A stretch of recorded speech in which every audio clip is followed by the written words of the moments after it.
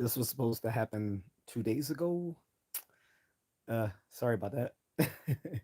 But I am here. Um, so, what is this live even about? Well, talk about something I talk about often, education. And, every once in a while, I get some younger people on my live streams. Surprise, surprise. But I do get a few younger folks in the live stream. Some Gen Z. Um, it was even a Gen Alpha girl here, a little Latina girl. And usually I don't allow young people in my live stream, but she was very polite, and I also saw that she was a YouTuber herself. So I realized probably one of the reasons she was coming into my live was to help her own platform. So that's why I let her stay, because otherwise I would feel uncomfortable with a minor being a live stream, being that I can't control what people say in the chat room, other than to ask them to be civil with a young person in the in the live stream. But obviously, I can't guarantee their appropriate behavior other than throwing people out, or if I have to completely stopping the live stream, or what have you. But for the most part, things went swimmingly well. I haven't seen her in a while. Um I think I followed her. I don't actually no, I don't think I did, because it just didn't feel right following a younger person's YouTube. Well, if she asked me, I would, but um, I I don't have I don't really have any inclinations to follow someone that young, because what do they have to talk about that I can relate to?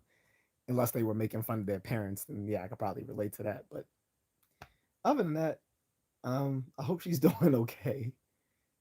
Um, being that she's younger, she's more likely to get a following on YouTube quicker than an older person, especially a male. Social media is not really built for men; it's built for women to thrive. So, and that's just facts.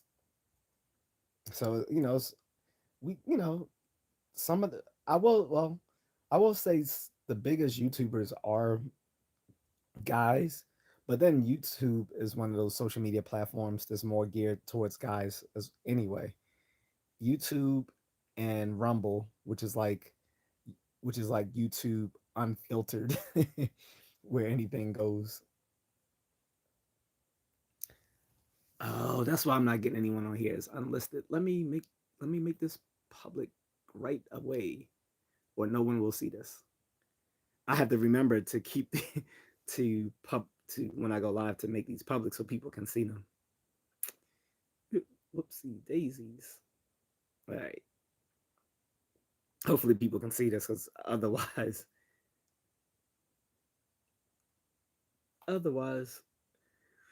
no one will know they can tap in. I hate when I make that mistake.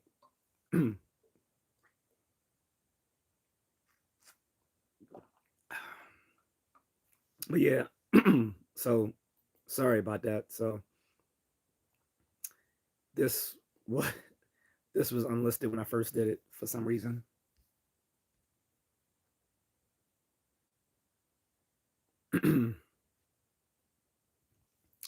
But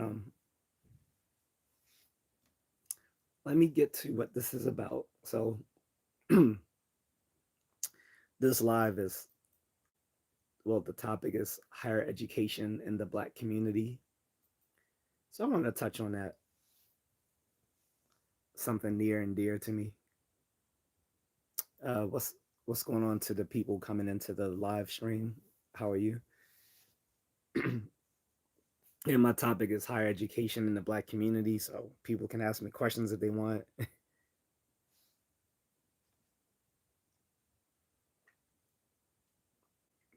The reason I was addressing this is because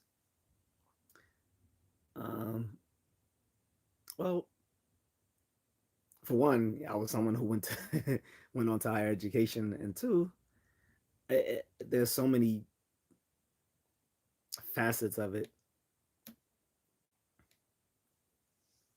Thank you to everyone who sent me the the super what do you call those, not super gifs, but the the gems. Appreciate it.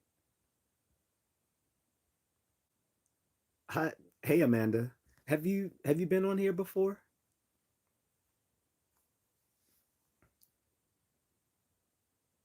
Oh, okay. Oh, hopefully you're in a different time zone than I am, because it's, yeah, kind of late here. Um, well, it's 9:36 here in the Eastern time zone, so hopefully you're somewhere where it's earlier. Uh, but yeah, I'm talking about higher education in the Black community, but this has reverberations for any community.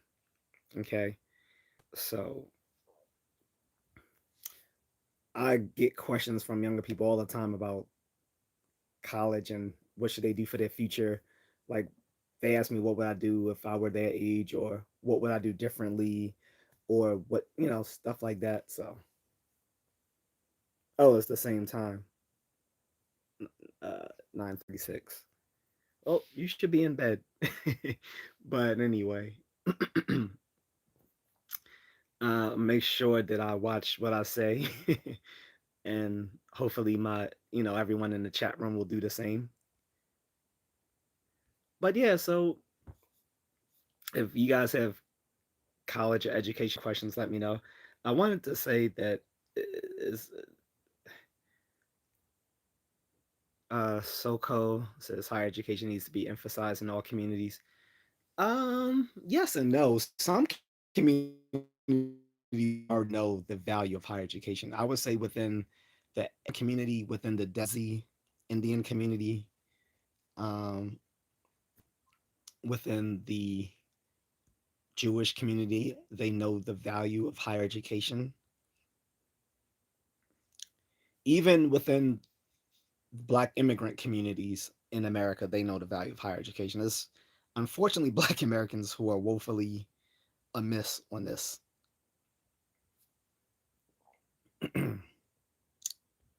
So, and you know, usually many of the Black women are more educated than Black men. However, there was a myth spread, for like the past 15 years online, which has been thoroughly debunked, but it's still propagated in social media spaces when people get to arguing. Um, so, because there's a lot of voices that have become influential voices, have led a lot of people to believe that school has no value.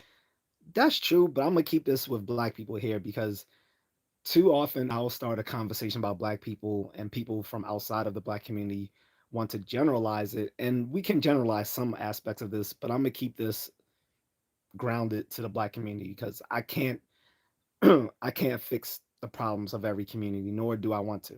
Like, that's for their community to fix. Um, wh- and again, some communities already know the value. It's typically Black and Latino communities that don't understand the value of higher education. I'm just going to keep it a buck. Whereas, like I said, Asian and Desi and Jewish communities know the value of higher education, which is why they're the most successful groups in America, because they have a high emphasis on, um, you know, on education and on self discipline.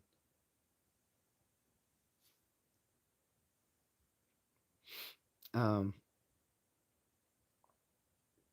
Soko says, and they can too be one in a million. They get to have jobs in certain industries that most likely won't pan out. Uh, I guess. Not sure exactly what that means, but yeah. So For me, going to college was normalized because of the Cosby Show, and people can dunk on Bill Cosby all they want, but I'll say this: Bill Cosby normalized black and brown children going to college in the 80s and 90s.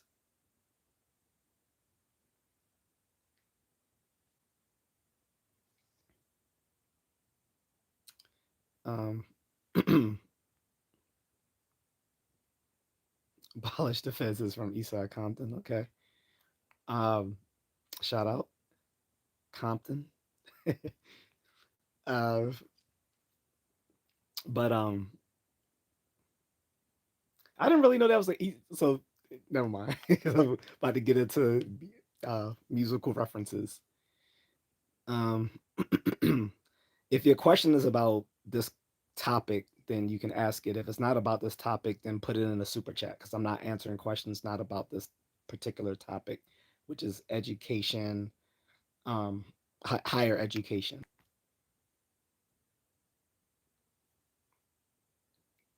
So anyway, uh, like I said, watching the Cosby Show and then the spinoff of Cosby Show, A Different World, and the other spinoff. There was actually two spinoffs. Most people know the spinoff of Different World, but there was another spinoff with when Theo Huxtable um had his own show where he graduated from NYU and became a social worker. That I think that show unfortunately only lasted a season, but again,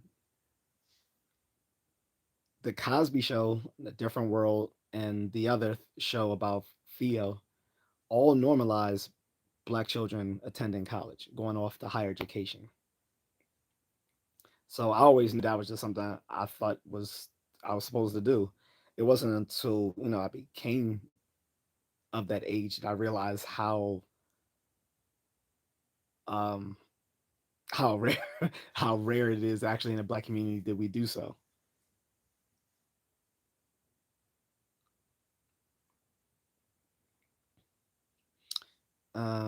And we have a troll, for I don't know what his name is. Only games, I don't come to your job kicking dicks out of your mouth. So how about you chill? Anyway, uh, Soko says, why do you think TV programs and other cultural form and mediums don't portray that? They do. My point is the Cosby Show was the first one to do it. I'm not saying others don't do it. I was saying, but before the Cosby Show, you had a bunch of like uh these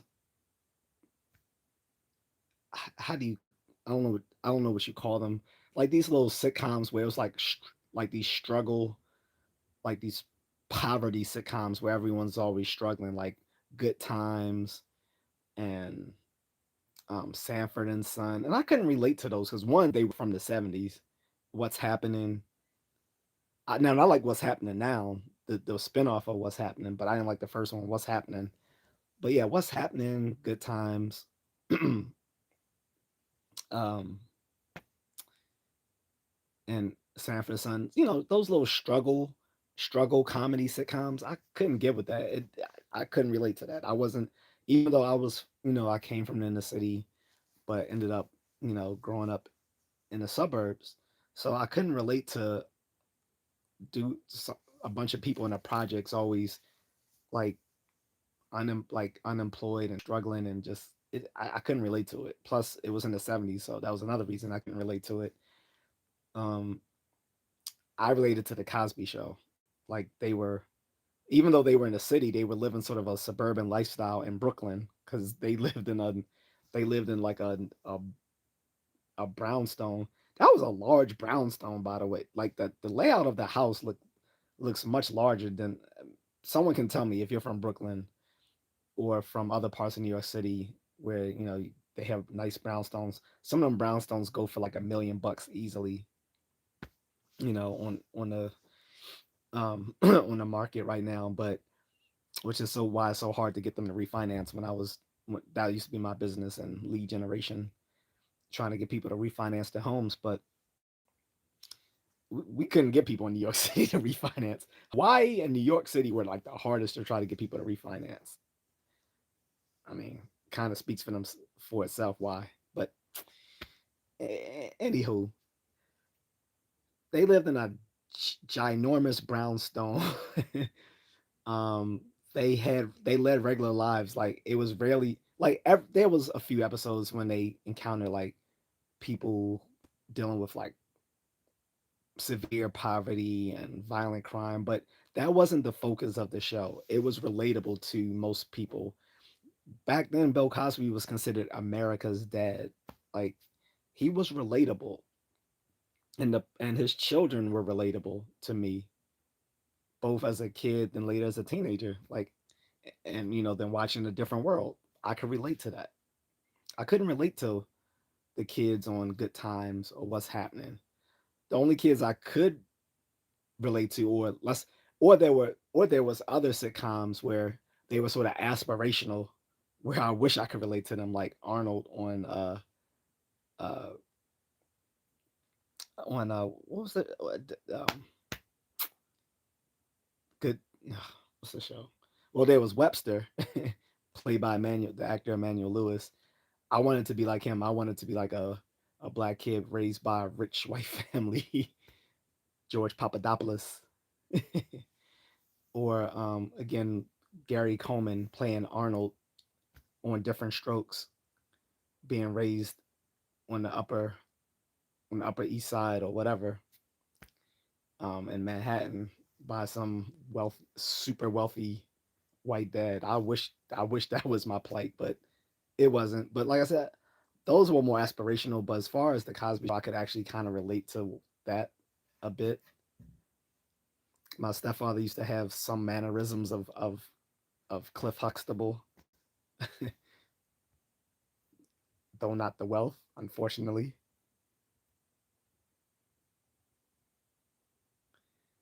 Um, Thank you guys for the gifts, by the way. I appreciate it.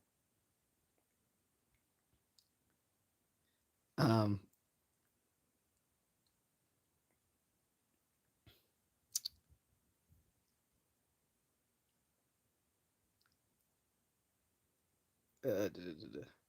William said, I love Sanford and Son. Now I watched it a few times because it used to come on late at night when I was going to bed. Because that usually was the only time I would watch it. It used to come on like around 9:30 Central Time though, because I was living in Illinois back then as a kid. So it would come on like around 9:30 or so, or 10:30, whatever time it was, either 9:30 or 10:30. Like I'm going to bed.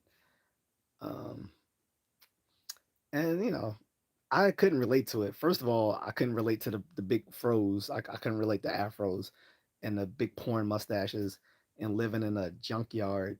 And it they then we look at Sanford, the father now.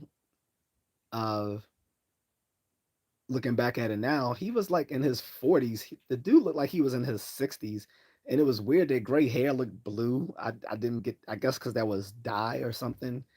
But their their situation just wasn't relatable to me. Like some of the stuff was funny, like how he used to fuss with Esther and all of that, but it wasn't relatable to me. The Cosby Show was relatable. A Different World was relatable. What's up? What's up, Eric? Haven't seen you in a minute. uh,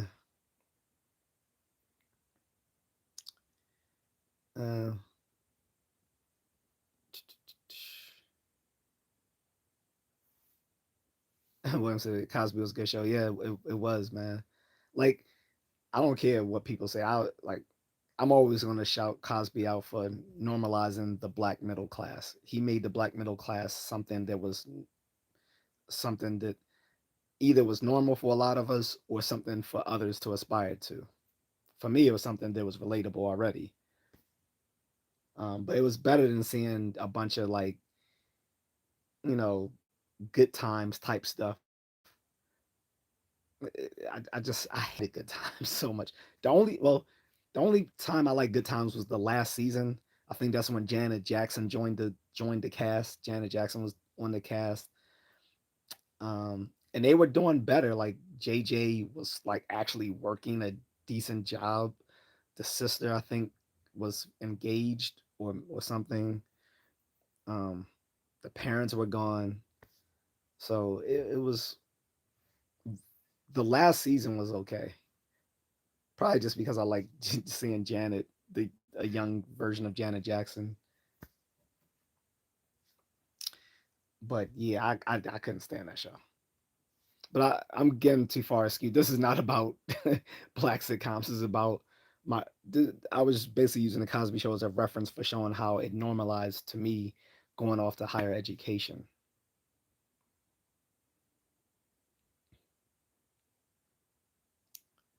Um,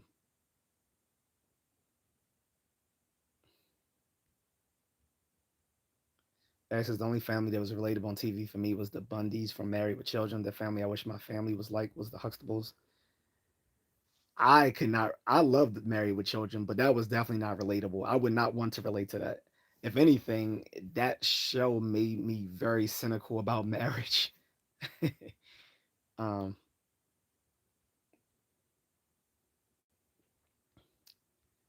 but I love Married with Children, and a lot of these shows I still follow on YouTube because many of them have official YouTube channels. Married with Children does, Cosby Show does.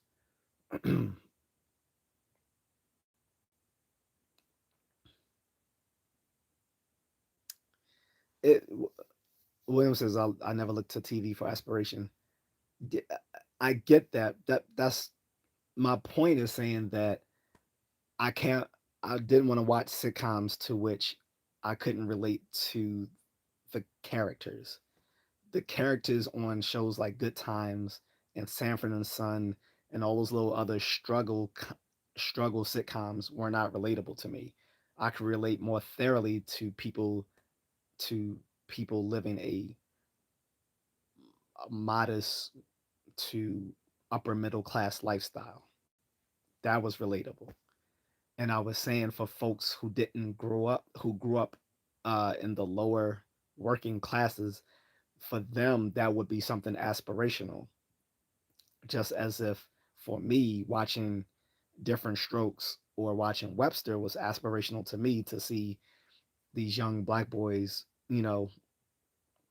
being raised in wealthy in a wealthy white family. And I know you could say certain stuff like, "Oh, that's some white, glorifying white, blah blah blah blah blah." I get that, but still, I wished I could have been Arnold, minus the his height problems. Same thing with Webster.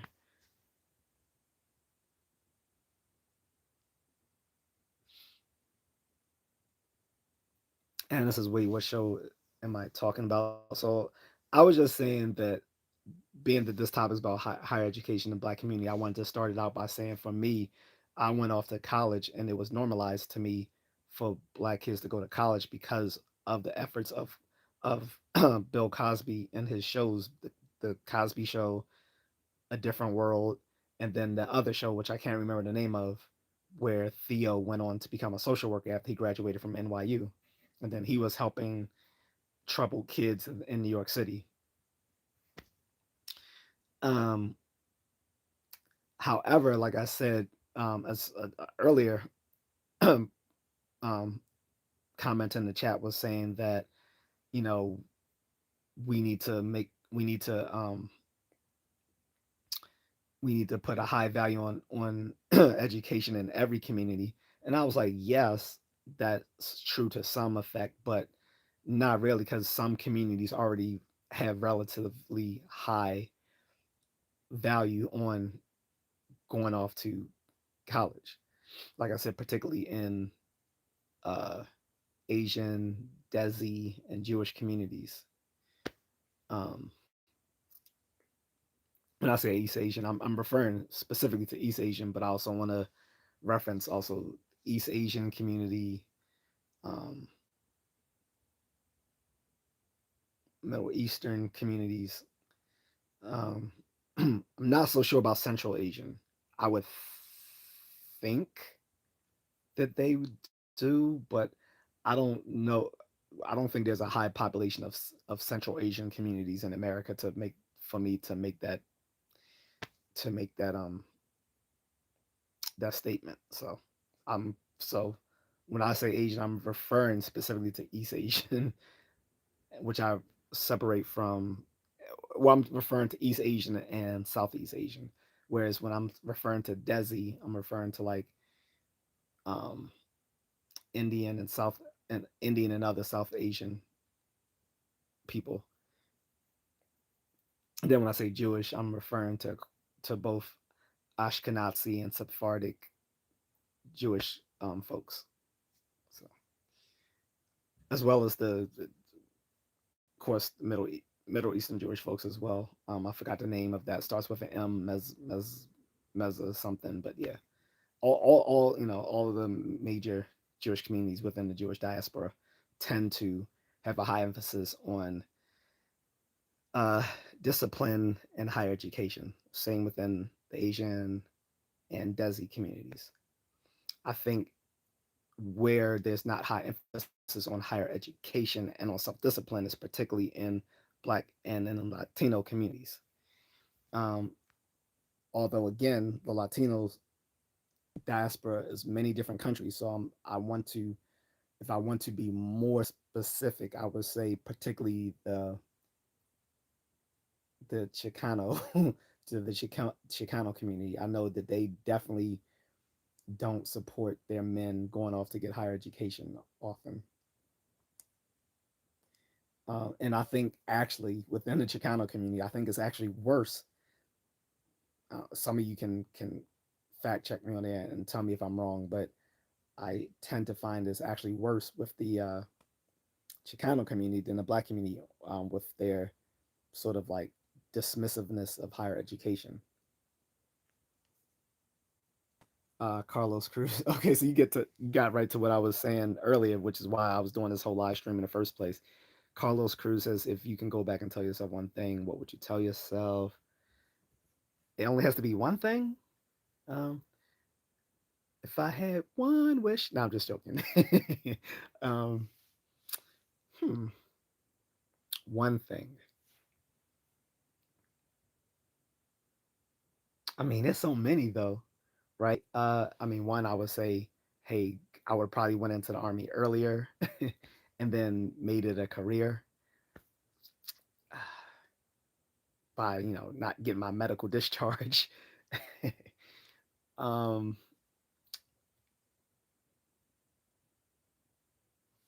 so let me think. Well, going back into the army earlier, I also wanted to start college earlier. Like I started college when I was 17, but I should have took I should have did what my father wanted me to skip a year of high school and start college a year earlier. So I didn't even think.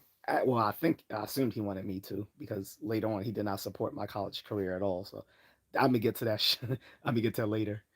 Um, hmm.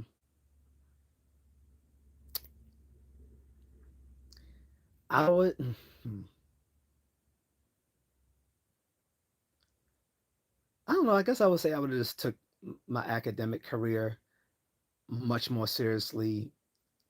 Um, when I entered high school, like I mean, I was somewhat, but then it fell off because I started off like a little nerd, and started I, I I tried to be too. I was trying too hard to be cool. It's like when I started high school when I was 13, and I by the by the time I was 14, I was already going to college. What do you call them? The little um, things where you can go check out colleges, as a prospective student. So I was already going to that, and I think these people were tickled that this little black boy was at this little college. Co- what do you call those things, guys? What do you call it when you go out and there's a bunch of different kiosks with all the different colleges giving you brochures and telling you why you should come to their school. So I did that when I was like 14, and you know the people were very nice to me because I guess they was like, oh, look at this little black boy, ready to go to college already, and I really was. So if that was one thing I would have done, if I could go back, it that would have been it. I would have tried, I would have um revved that up more instead of me trying to be cool. Um, I would have just firmly planted myself in my nerdiness at the time, and either I could have I could have did a you know it's and there's a couple of things I could have done because unfortunately they didn't have AP classes at my first high school I went to. They had GT courses, but I'm not even sure if they had GT courses for ninth grade. I think they did, but I didn't even know about GT, which stands for gifted and talented. Like some schools instead of AP courses, they had GT courses, gifted and talented. Unfortunately, I didn't know about that until the 10th grade, and I didn't end up taking an AP course until the 12th grade. Well, I took like AP English or whatever. Um, but and then also we didn't have that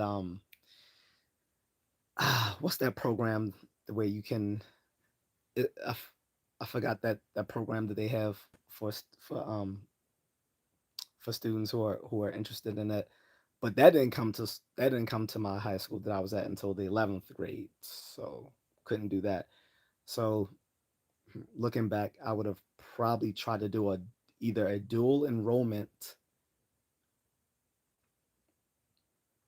um, back when I first started high school, a dual enrollment both in high school and community college, or or I would have um, doubled down on my classes so I could have uh, graduated a year early, graduating in 3 years instead of 4 years. Because most of the stuff I took during the 12th grade was pointless, other than the necessary credits.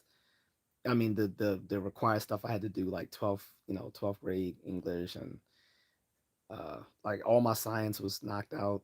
Didn't need didn't have PE, didn't have got all my arts and music credits out, science. Um, only thing required at that point was 12th grade English.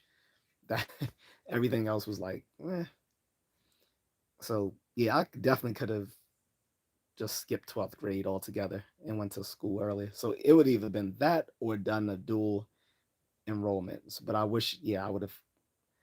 If there was one thing I would have done, it would have been I would have um, doubled down on my academics back in high school. Sorry for that long pause answer.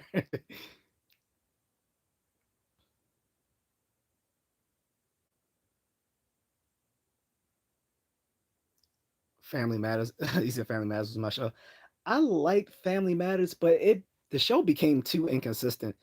Like you remember the first season wasn't even about Urkel, but then Urkel became did so well that Urkel became the focus of the show, and it ruined it a bit because they first of all Urkel was a parody of Black Nerds. That's what I didn't like. He was a parody of Black Nerds. Like he loved cheese and playing with mice and all that stuff. Then the worst thing he did was he was a straight simp for a girl that wasn't even that. I'm sorry. I like the actress who play Laura Winslow seems like a very nice person, but the character she played, no, she was not a good person. She played him cheap, and he was a super simp because he he invented a machine that could change him at the molecular level just to become a different person to impress her. That is textbook simping. That is textbook simping. So he was a he was a nerd. He was a parody of a black nerd, and he was a simp. So I couldn't relate to him. And then the the characters that were part of the main cast just disappeared. Like everyone knows about the sister going upstairs and then never coming back again on the show because she got fired because her parents wanted to negotiate a bigger salary for her, and the producers said, "Nah, we'll just write her off the show." So, but she wasn't the only one that disappeared. She disappeared. Then the aunt disappeared. Then the grandmother disappeared. I don't think the grandmother didn't even die as far as I remember. She just left the show. I think the way they describe I think they did say that the aunt and moved out or something, but it didn't make sense because if she moved out, why was her son Richie still living there with them? And then even worse, then this her son Richie left, and that's not a problem because the aunt had already left. His mom had already left the show, so it made sense that Richie, her son, left. But what didn't make sense was Richie's friends were still coming to the house when there was no kids their age to play with at the house. That didn't make sense. That didn't make any sense that Richie's friends were still coming to the house, to the Winslow house, after Richie had left. That didn't make sense. And like I said, it was like this Urkel craze at the same time at the time, so that like almost every show on ABC's TGIF Fridays, um, at some point, like they had like a Urkel cameo, like Full House had a Urkel cameo. Um, what's the other show? Step by Step or whatever. I think that had a cameo of Urkel. Like everyone was doing Urkel cameos. He had his own breakfast cereal, guys. And so he didn't even represent like higher education or, you know, he did not make it cool to be smart. He was the parody of a black nerd. Again, shout out to the Cosby Show and to Bill Cosby, but Dwayne Wayne made black nerds cool. He got women. He was he got women. He was like I think he was like the valedictorian at the college, Hillman College. Hillman College was like a fictional representation of sort of like Hampton University. Shout out to the HU for anyone who went there. Although there's contention between Howard and HU, blah blah whatever. We won't go there. But yeah, Hillman was sort of like Hampton University and Howard University kind of rolled into one. So they both argued that Hillman was supposed to represent them in that fictional universe. But Dwayne Wayne was to me what a black nerd really was like. I even had the Dwayne Wayne flip up shades if you guys ever watched the show. If not, it is on Netflix. You can check it out. The Different Worlds on Netflix. Let me get some water.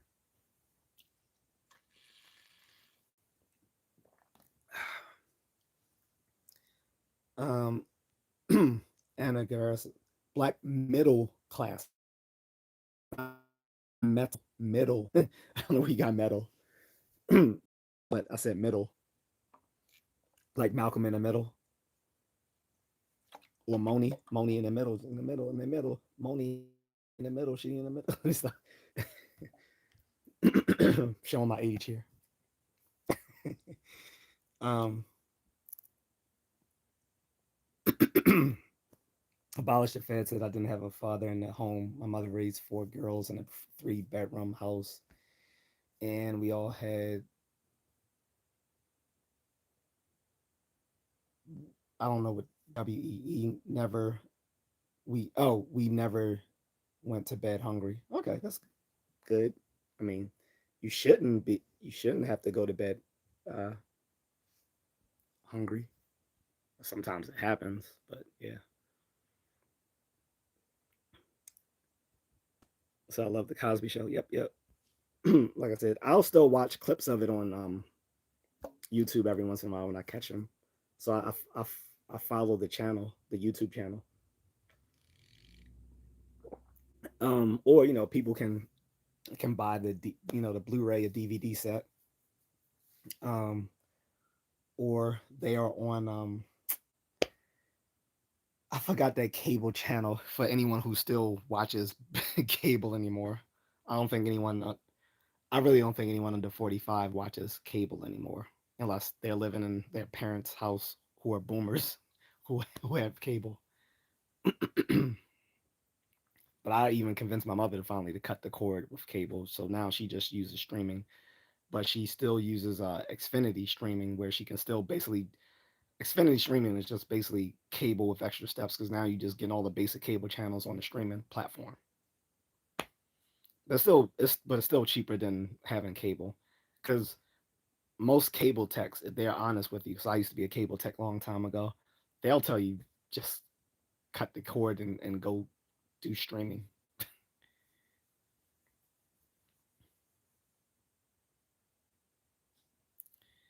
Um,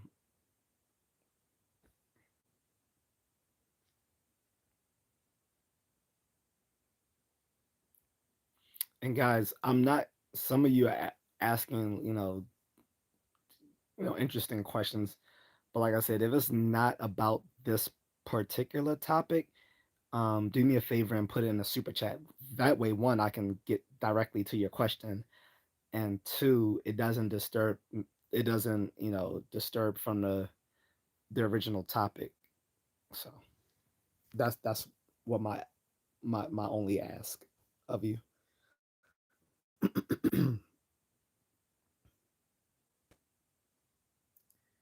um, and again, hi to everyone who's new here. By the way, if you have not already, please give me a like and subscribe to the channel. Appreciate it a lot.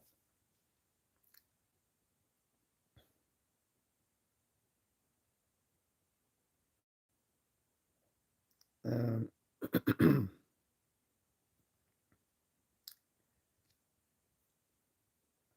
Murder says the Jeffersons was an overlooked inspiration for Black folks. Yeah, yes and no. Again, it's still a show I couldn't really relate to. Like, yes, they did move on up to the upper. Finally made it. Got us. God. Wait. What did he say? I'm a butcher the song. Finally got a piece of the pie. Let me stop. But no, they moved on up to the Upper East Side. Yeah, that was cool. But it's to me, it wasn't aspirational because he still lived this blue collar lifestyle. And again, and there wasn't any. Again, I'm watching this as a little kid. There was no little kid on the show for me to relate to on the show. Most most people in film and TV know to get kids, hooked into a show, you got to usually have a young character to which they can latch on to. Even in the Transformers, they knew that. Transformers. This is probably why Transformers and GoBot was successful because they both had like younger characters with like a robot that was like best friends with their character that they could relate to, like Spike and Transformers, and then later his son. And then also in Transformers the movie, there was like a young Autobot. There was basically like a kid. He even had like a slingshot. But like I think like the shows that most kids of the '80s, Gen Xers like me or early millennials, um, and both the late Gen X and the early millennials form a hybrid group called Zennials. Basically, anyone born from 1977 to 1983. So I'm part of that cohort, the Zennials. The people knew back then to market stuff to kids, and they've been doing it ever since. You got to have a character. You have to have a young character in the show or the film to which they can watch it. And sorry, my Wi-Fi kicked out for a second. I watched the Jeffersons in syndication probably later in the '90s when I became a teenager because I didn't relate to George Jefferson. Was it when I was a little kid? Because to me he looked old as dirt, although he's probably in his 30s. But as a kid, like he was ancient, which is probably how kids look at me now. Like they probably think I look ancient, because working out, But anyway, um, yeah, I couldn't relate to the Jeffersons because, like I said, there was no kids involved, and even though they were wealthy, he didn't portray a sense of, and they even had a maid who used to go back and forth with him, which is hilarious. That was like the only part of the show I did like was how he and the housekeeper used to go back and forth with each other. But but other than that, I couldn't really relate to the show because it was nothing but old people on the show, and I'm a little kid.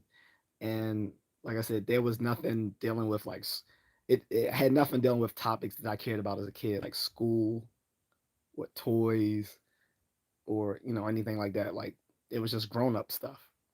Now I could relate it. I later could relate to Sherman Helmsley when he was in the show Amen. One, because I lived briefly in Philly, so that was one thing, and two, because there were kids in the show. Matter of fact, there was even an episode. Was it? Was it? Wait, was it Amen? Or was it? I can't remember if it was Amen or Head of the Class where it was like Bobby Brown popped up on the show. No, one yeah, one of the shows it was like Bobby Brown popped up. One was like Tupac popped up on the show. I can't remember which was which. But in any case, Amen was relatable, and it had the same type of Sh- Sherman Helmsley. Sherman Helmsley had the same type of comedy vibe that he did on the Jeffersons, and that's probably when I started watching the Jeffersons a few times in syndication was because of the show Amen when he played the deacon. Um, but I liked them in the show Amen because, like I said, that was a little bit more relatable, right? I couldn't watch I couldn't watch Jeffersons. I could be wrong, but I don't remember there being any kids in the Jeffersons. If there were, it just shows to again how little I ever watched that show. I can count on one hand probably how many times I watched an episode of the Jeffersons. Kent Kento's just moving on up to the east. Let me stop. Let me stop. Bob Spencer, I love Good Times, and I love to see how Good Times had their father and mother in the house. Yeah, but it was still a struggle show. Like every time, like they were always getting fired. They was always one step away from getting evicted. I just couldn't relate, and they were living in the projects. Like I couldn't relate to that. I couldn't relate to Good Times at all. And JJ was corny and just over the top. Sorry. Eric says the Bundys were my family. That's how we were. I'd like the show because I was so relatable. Because it was so relatable. You had a messed up family if you can relate to the Bundys. I'm saying I love Married with Children because I thought it was hilarious. Especially like I love Bud was funny, especially when he thought he could rap, and Kelly Bundy was savage with him because he called himself. He told everyone to call him Grandmaster B. She's like, whatever, Grand Flasher B, Masturbator B. It was so savage. Or how every time, and then the other funny thing was Kelly was a slut. So every time she brought over a boyfriend, so Al knew this was just like someone who was banging out his daughter. So he would walk the guy out the house and beat the shit out of him. It was just funny. I love that show or their whole organization. No, ma'am. Yeah, I love Married with Children, but that was not at all relatable. I just thought it was funny. It was just a funny show, and I think Married with Children started. I think that was like the first syndicated series that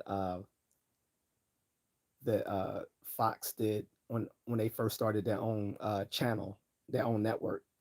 I think Married with Children was like first their first show. And I think later came the Tracy Ullman show, from which spun off The Simpsons. Um,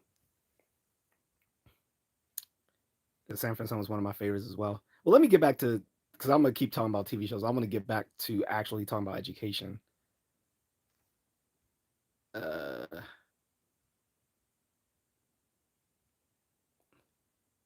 Eric says all caps activates the Streamlabs to time you out for a little bit. Happened to me several times. Yeah, my bad on that. Who got timed out? Oh well, I don't mind her getting time though, because she said God don't like ugly. Oh no! I'm sorry. That wasn't geared towards me. Sorry, Erica. Apologize for that.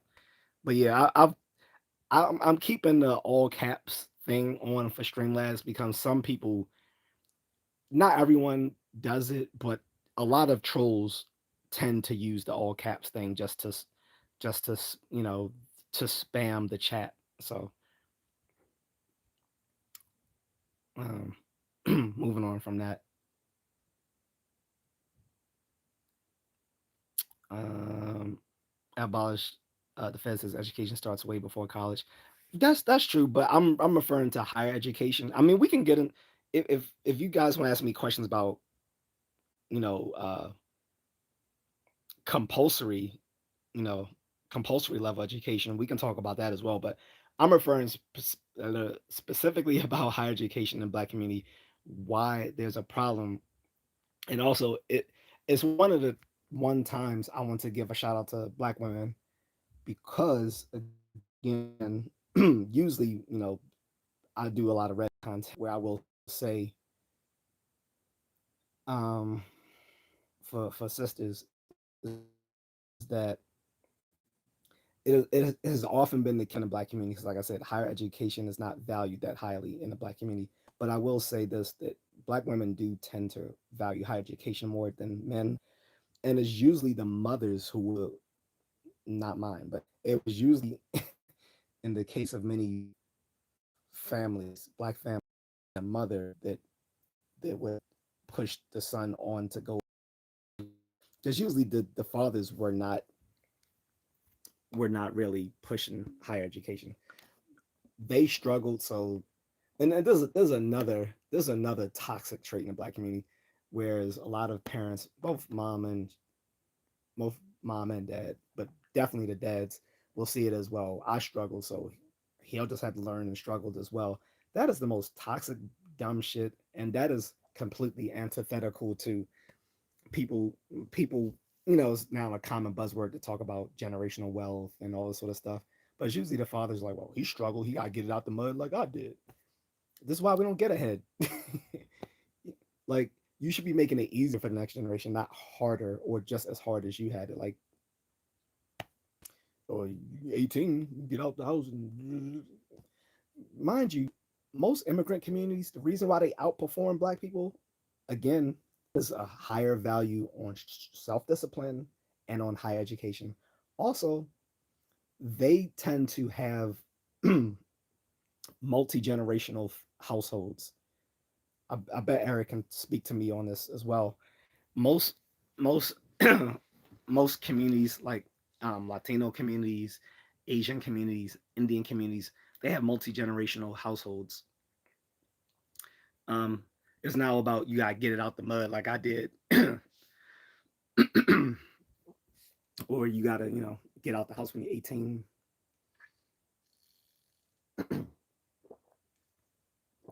Now, now some Black immigrant families are like that, and then they used to be down south. It used to be like that as well, but it's not so much anymore because a lot of Black folks are struggling. So there's like, once you turn 18, you gotta do it for yourself. And then they would point to, well, the white people do it, yeah, but they already are coming into their own from a wealthier standpoint. So that's the problem with that, and making every new generation struggle is not conducive to success. And it's like, usually the fathers wouldn't emphasize going off to get an education. Usually they'll tell you, you want to go to school, you better join the military, something like that. That's the advice I got. Well, my father helped me my first year of college because my first year I went off to community college because I wasn't sure where I wanted to go yet. Like, I had originally I was going to go to Howard University because my father worked there. He was an adjunct professor. The problem with adjunct professors is that um, they don't have what's the word? Not seniority.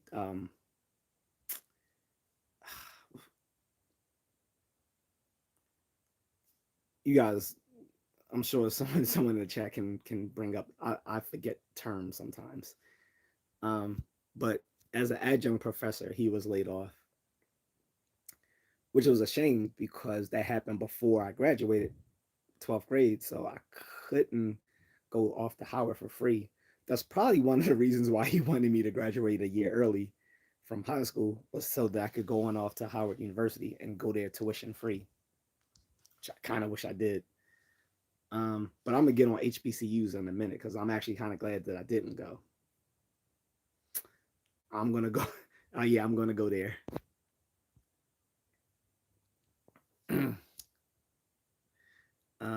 Joe Chris says timing is important too. I think a lot of my peers went for higher education when we graduated in 2010, when we were still very much feeling the housing crash. I got lucky because I joined the U.S. Air Force. Shout out to the Air Force.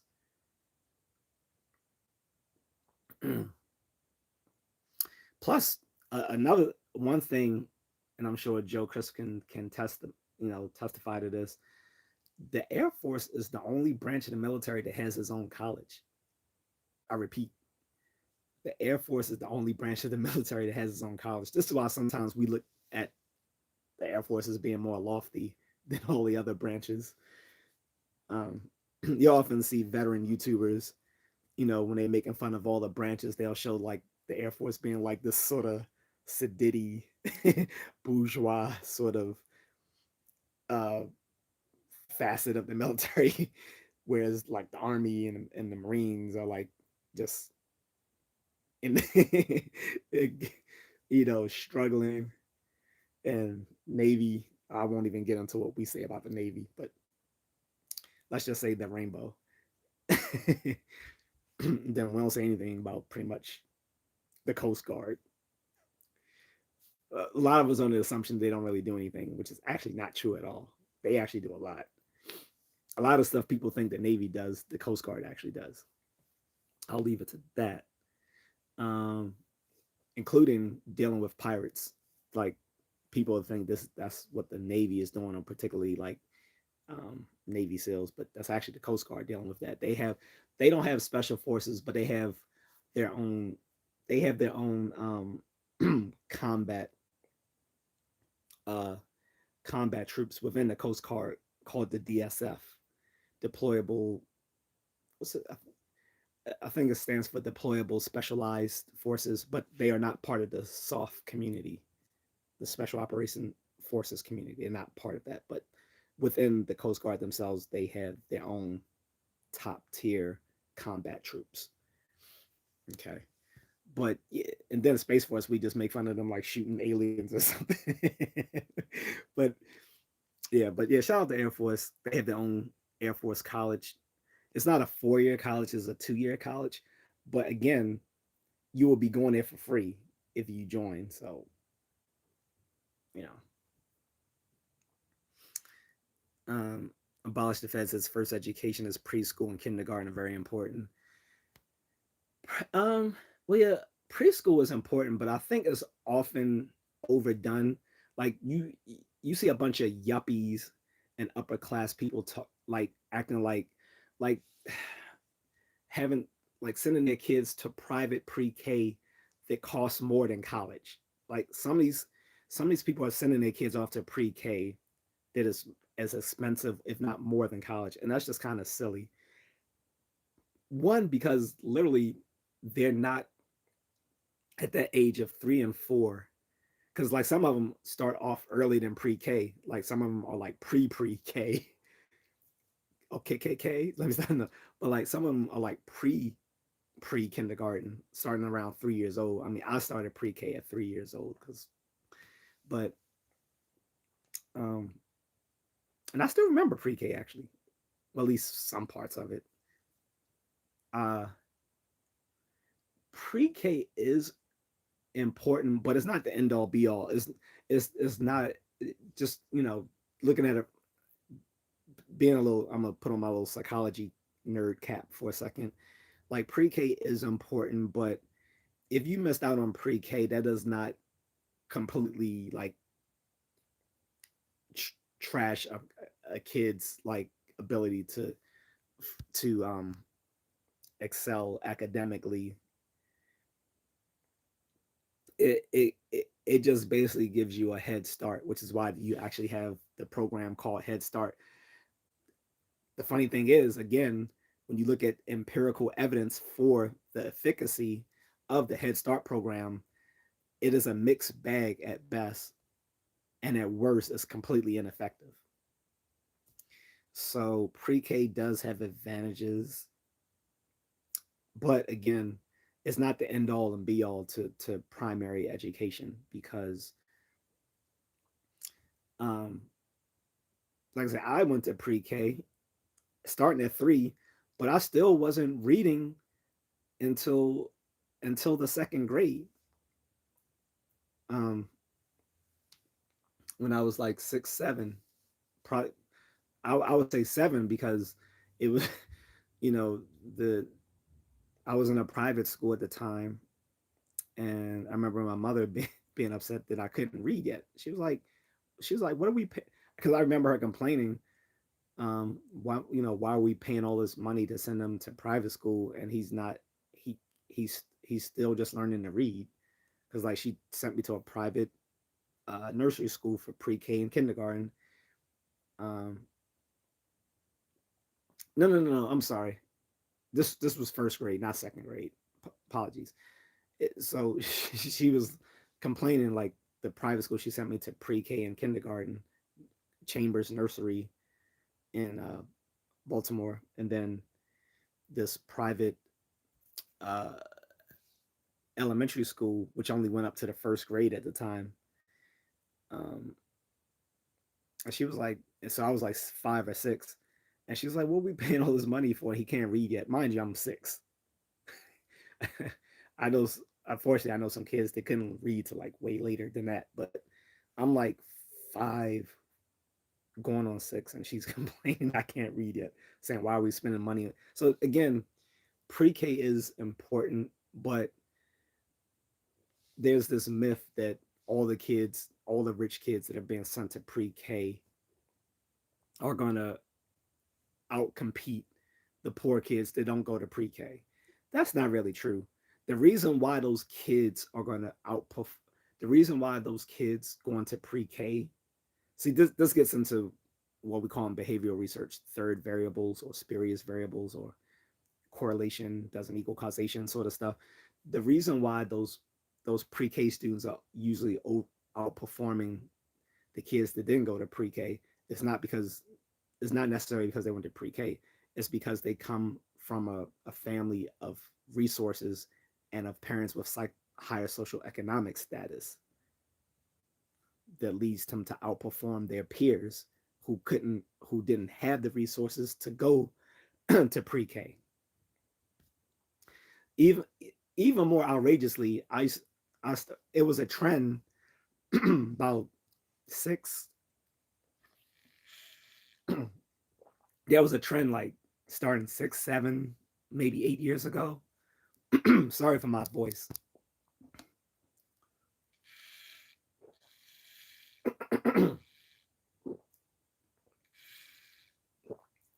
There was a trend going back maybe like 10 years ago where black parents, and I'm saying specifically black parents because I didn't see white or Asian or Latino parents doing this, black parents were having like these elaborate graduation parties for their kids coming out of kindergarten. And if you had told me this, I thought it was a joke, but then I literally saw videos of this, and like people's like people were getting on me like, why are you down on them? What's wrong with them having graduation parties for their kids? I'm like, it's nothing wrong with just a party, but they're celebrating like they just graduated high school or better yet college. Like no joke, they had the little kids in like little baby tuxedos, the little girls in like elaborate formal dresses, and they had limousines for 5-year olds. These kids are 5, 6 years old, and they got limousines for a kindergarten graduation. I'm like, they literally haven't accomplished anything yet. The only thing you learn in kindergarten is basic manners, coloring, the alphabet, maybe some, basic arithmetic, if that. But to have them celebrating, and some of you, if you're not aware of this, you'll probably think I'm being I'm trying to be funny, or I'm making this stuff up or exaggerate. No, you can go see this on Facebook or YouTube or whatever. Like these people had like stretch limos with the kids, with little kids in a tuxedo, with a little girl in a little formal dress. I'm like, what in the world? And I'm like, what's going on? People tell me this was like the new trend. Like they had these elaborate graduation parties for their kids coming out of kindergarten. I'm like, these kids haven't done anything yet. I was like, why are you celebrating mediocrity? And this is in the Black community. Like they'll celebrate something mediocre as graduating kindergarten, but you going to college is not a big deal. Like, you know, Tyrone getting out of prison after 15 years gets more, gets more respect than Dwayne Dwayne Wayne finishing his engineering degree. Chris Rock touched on this back on his Bring the Pain comedy special back in '97. He's like, "Hey man, I just got my master's. So what? You think you my master now? Huh? You think you better than me?" He said, "Let me tell you. He said, let me ask you something though. Can you kick my ass?" He said, "Meanwhile, you know, you come out of you coming out of the prison, they throwing you a big party, getting your dick sucked and all that."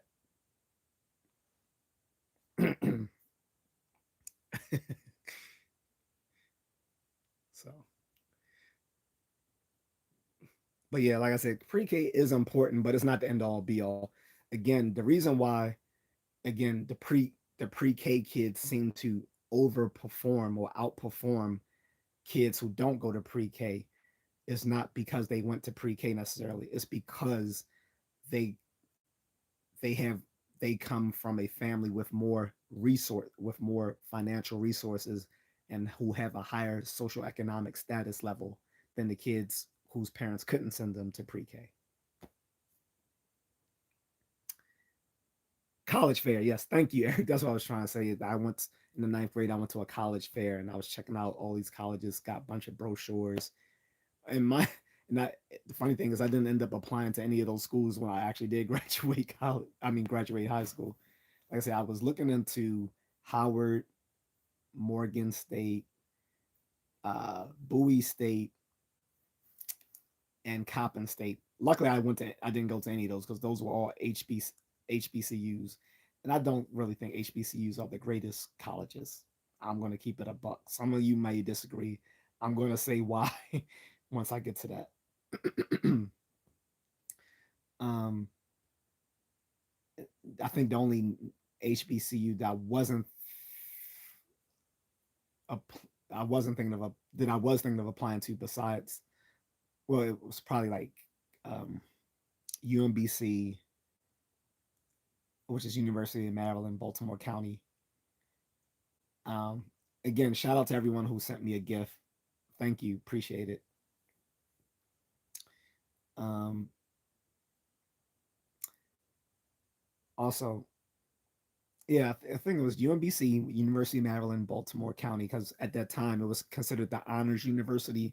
So even though the main flagship campus in College Park, Maryland, uh, had was the main campus back then in the early '90s, UMBC was considered the more higher status of the University of Maryland system schools.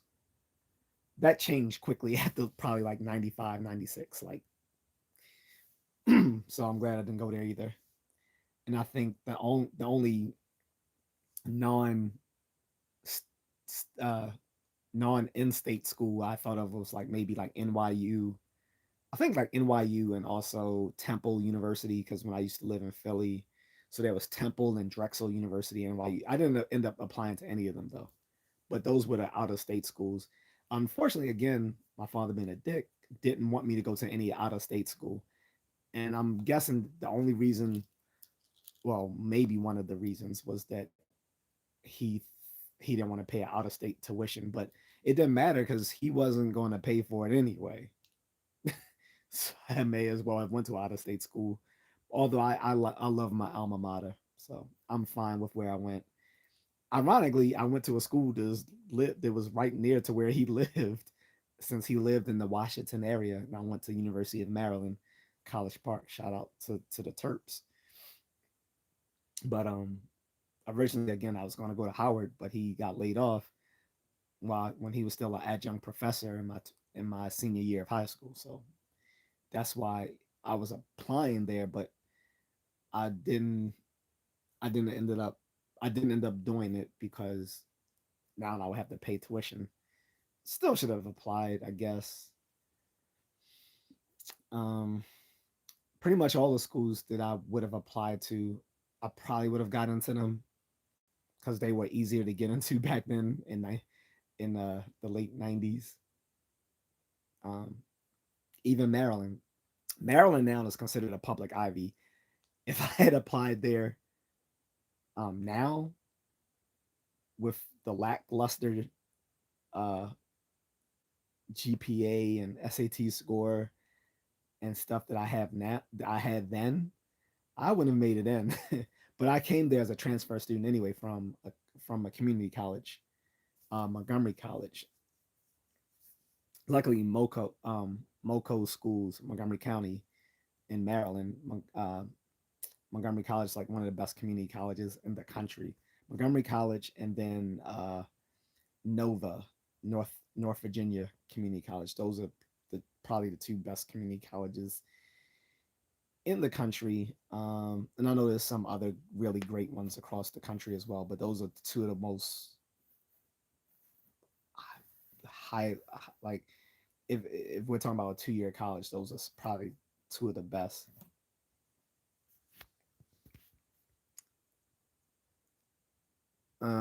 William says college should just be for smart people and people who want it. This thing about trying to get everyone to college degree is ruining higher education. So yes, I agree. So my point. Oh, so let me clarify in case that's what you think.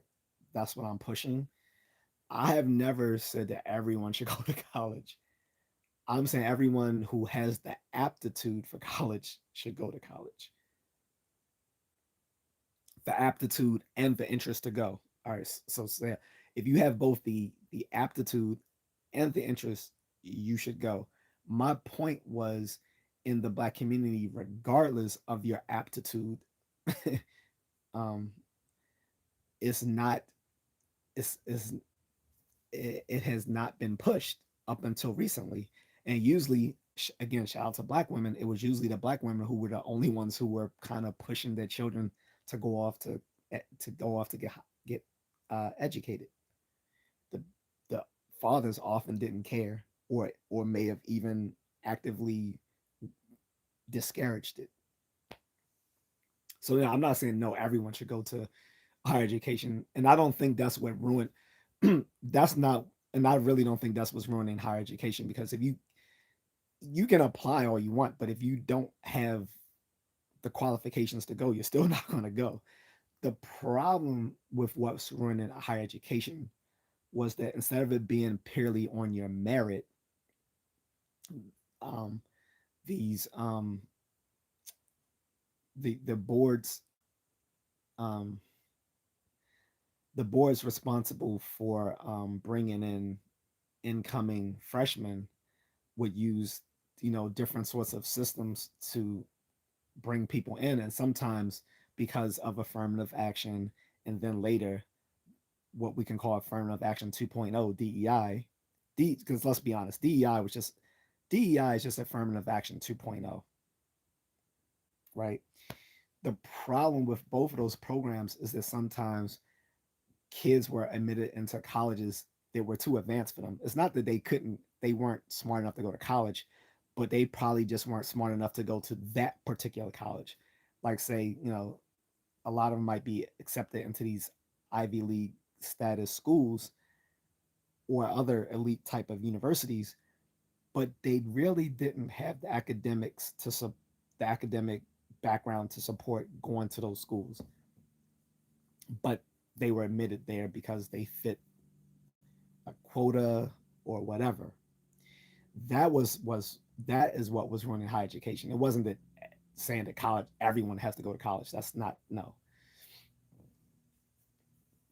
But the people who do go to college are tip, so so we're gonna start busting some myths here because one of the common myths is you know just because you go to college doesn't mean you're smart.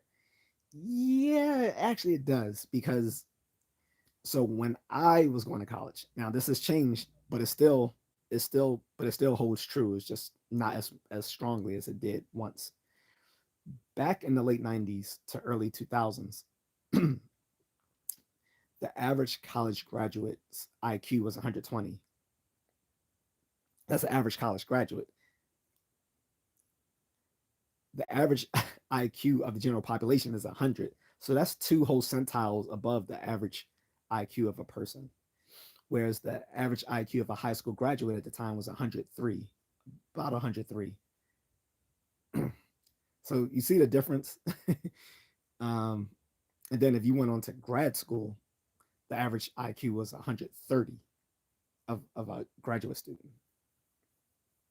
Now that has dropped in recent years. So now the the average college graduate is now uh, holds an IQ of about 112, and that's because again of the lack of merit in whom they've been allowing into schools.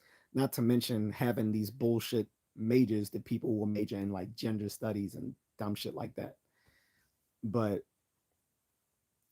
and then something called the reverse Flynn effect, which we don't have to go into right now, which is why it's dropped from 120 to 112. But 112 is still significantly higher average IQ than the average person, right? Um, and again, for a lot of poor but smart people, particularly in the Black and in Latino communities, they were denied often college access because they didn't have the resources, nor did they have the wherewithal to know that they don't have to necessarily pay for college. They could just apply for FAFSA and go off to college, and through and get student aid.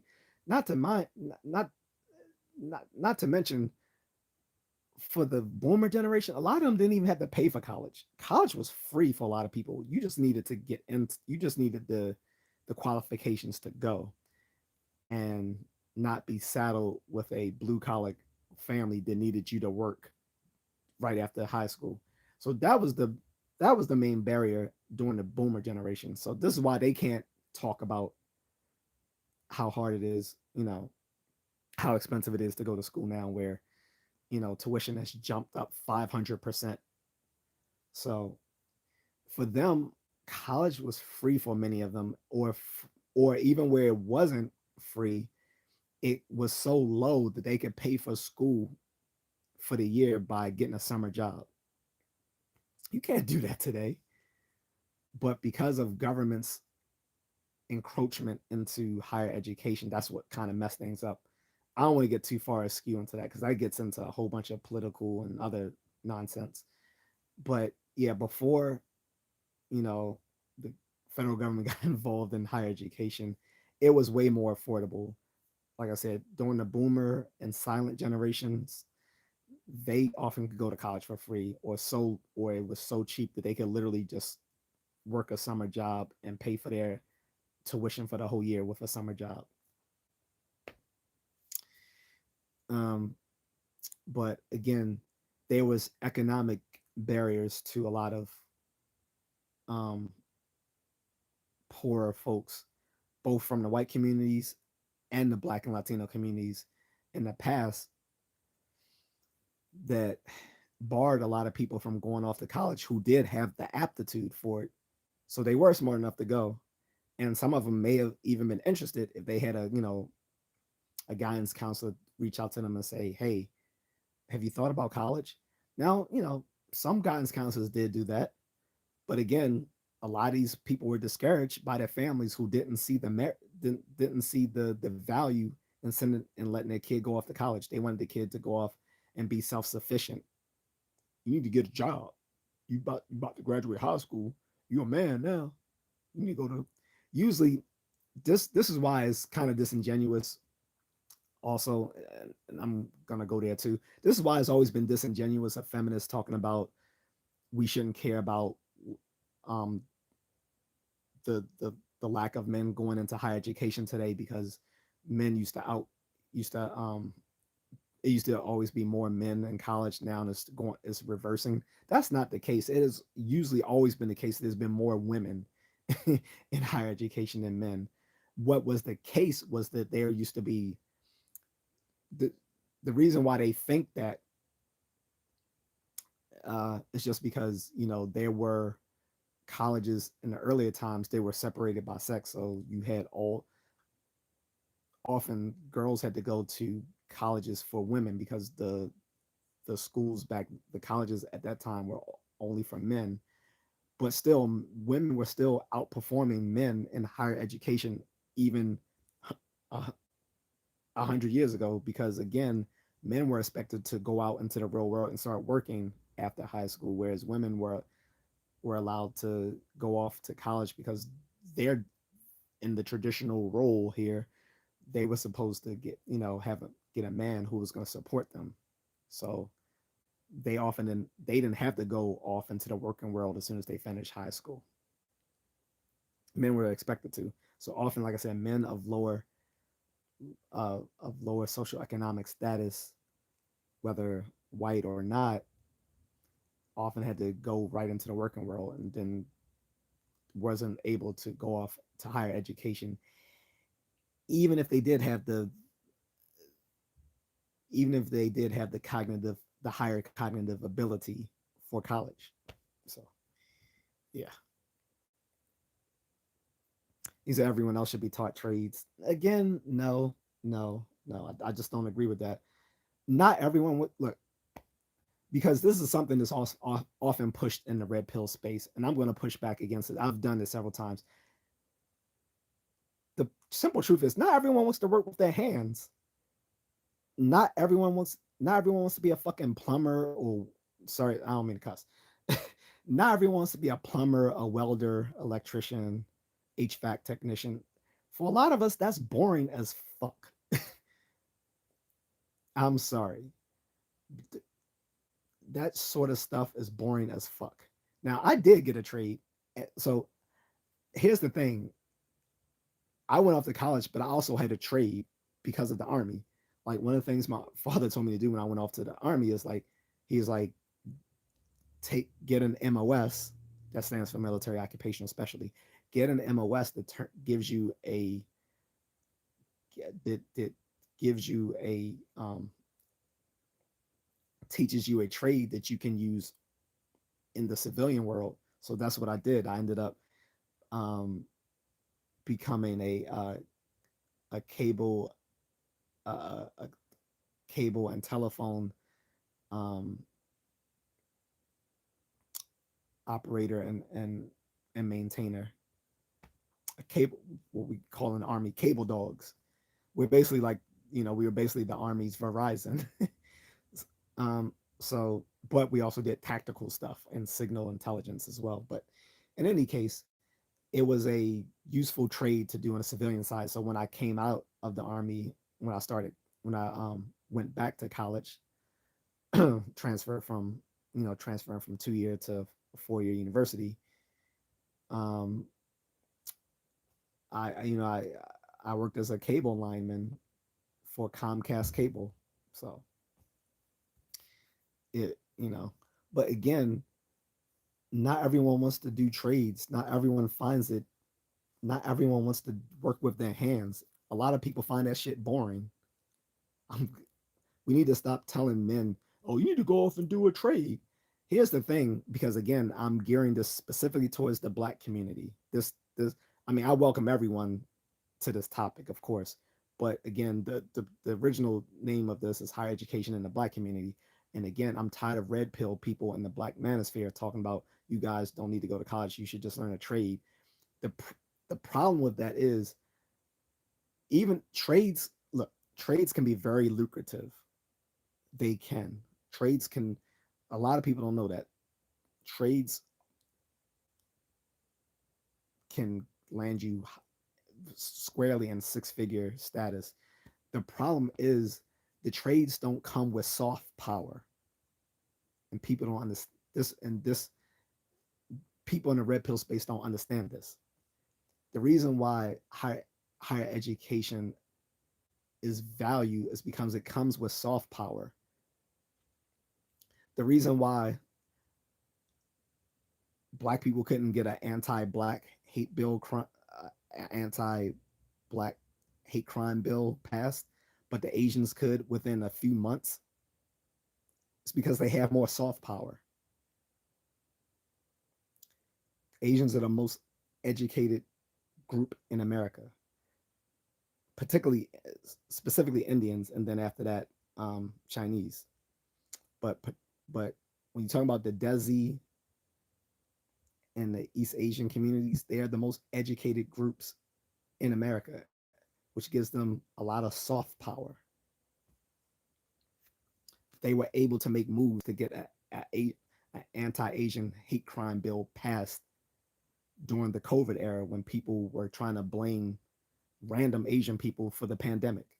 Like, like people were just wilding out, going into Chinese takeouts, you know, beating up people and harassing, you know, the proprietors of those businesses just by virtue of them being Asian. I heard so much wild stuff in that era. Like people, like a lot of those places shut down because people refused to eat there. I mean, for one, a lot of restaurants were suffering anyway during the pandemic because of these bullshit policies in place, but also because people were blaming random Asian people for the pandemic as if they had anything to do with what happened over in Wuhan, China. And so people started wilding out, beating up random Asian people. And I don't mean just men, they were harassing elderly Asian people and young women, like beating them up.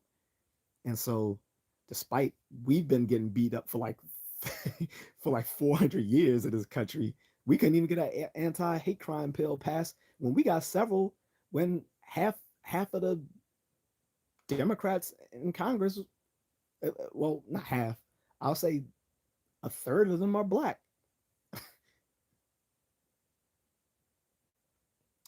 But once they pushed that anti-Asian hate crime bill, they got that passed with no lickety split. Soft power.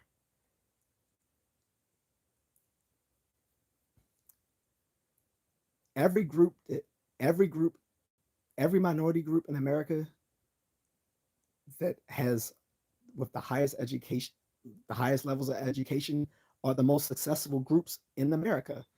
Indians are the most successful group because they're the most highest educated. Asians, the most educated, the most successful. Jewish, the most educated, the most successful. So this is why I push back on people talking about, oh, we should just do the trades. We should do the trades don't come with prestige and power. That's the problem. Yes, you can make a lot of money in the trades, but the trades don't confer social prestige and power. And this is why I push back on the black manosphere when they keep trying to tell young black men to just go off and get a trade. No, if you have the cognitive ability and the interest to go to college, then by all means do it. Don't go learn a trade just because you heard some stupid red pill YouTuber say, "Oh well, higher education is feminized now, and all they're going to teach you is gender studies. So you should just go off and get a trade." No, don't listen to that dumb shit. Those red pill people who say that, probably never even went to college themselves, or they went to college and weren't able to use their college degree because they got into something stupid like communications, like one specific red pill person who I'm not going to mention. But yeah,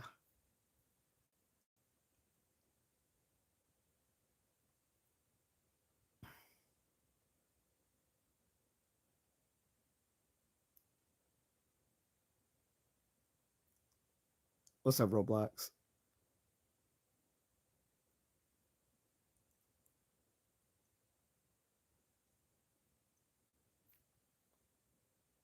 Boss, the Fed says stay safe. Social media is Lucifer's playground, and the devil's the feds. Um, Social media is how people utilize it. It's like any other tool.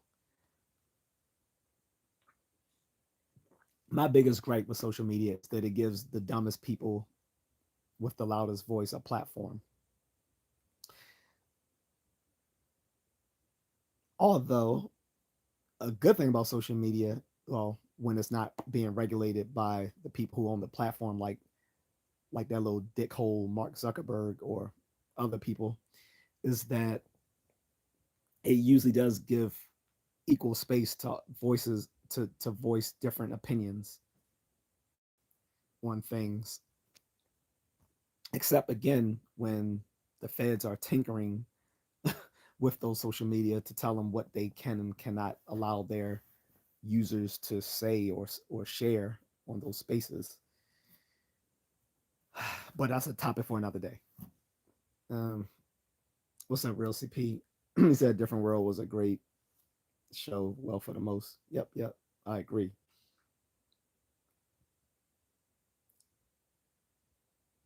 Um,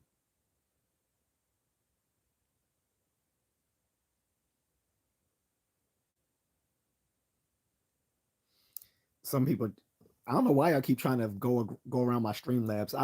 I've configured it so I know when people are trying to do stupid stuff. If you're trying to spell out the N bomb, it ain't gonna work because yeah, I've already tinkered with the Streamlabs to catch that. You're not gonna do it. I've tinkered my Streamlabs to deal with people who are autistic retards like some of these trolls. Because again, if people don't know, and I've said this a million times, most of the online trolls are people on the spectrum or neurodivergent. They they have no filter, and so they go online to do it because most people in real life avoid them. So the only place they can go and be retarded as freely as possible is on social media, and they're the bulk of the trolls that you see online are people who are neurodivergent, particularly people who suffer from ASD, autistic spectrum disorder. I'm going to call it out. Some people will be polite and not want to tell you this, but a lot of the trolls are people who are neurodivergent. They're autistic, they have severe ADHD, they have learning disabilities, or they're borderline retarded. Yep.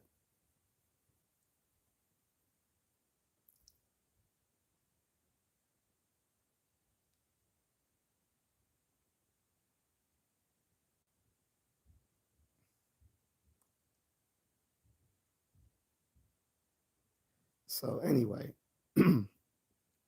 Real CP says there has been a conversation about sequel of a different world. Yeah, but it would have to be a whole new cast at this point.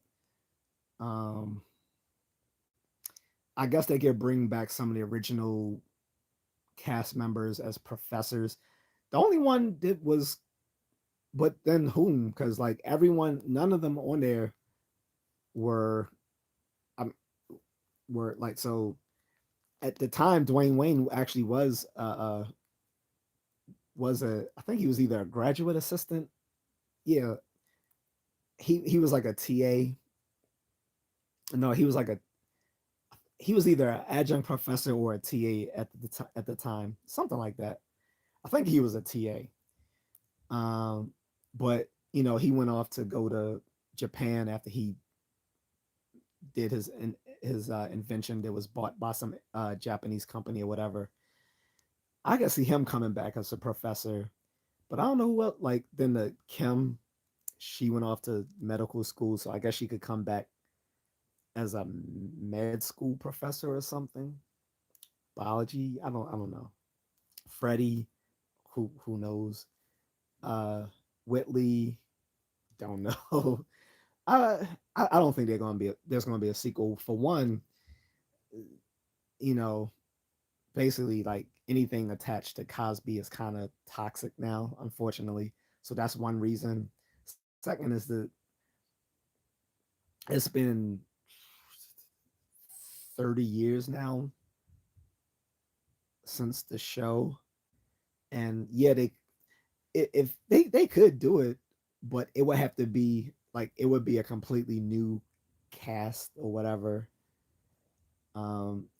And to be frank, if it's not going to involve Bill Cosby, I just wouldn't be interested because it's going to lack his it's going to lack what made the show so good, which was he being a part of it. So if he's not going to be a part of it, I don't think it would be that great. But who knows? I haven't heard any speculation on that. I remember like years and years ago, people had talked about that, and then what happened was they just end up having a reunion show. They ended up having a reunion show, but then it never turned into like a it never turned into a reboot of the show.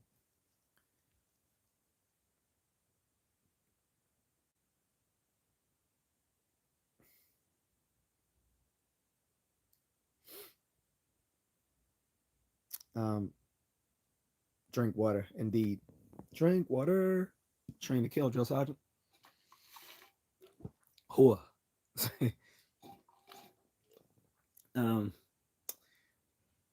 yeah. So like I said, so I started off saying that first of all about higher education in black communities that it was never really emphasized within the black community because there's more emphasis on blue collar values in the black community and in the Latino community, particularly the Chicano community, where I think they get even more pushback on men going off to college than in the black community, unfortunately. Uh, but also the other my other gripe was uh, then in popular mass media, often it wasn't emphasized um, that black families would have children going off to college until the Cosby Show came around, and it was normalized. Like I said, Cosby at the time was America's dad back in the '80s.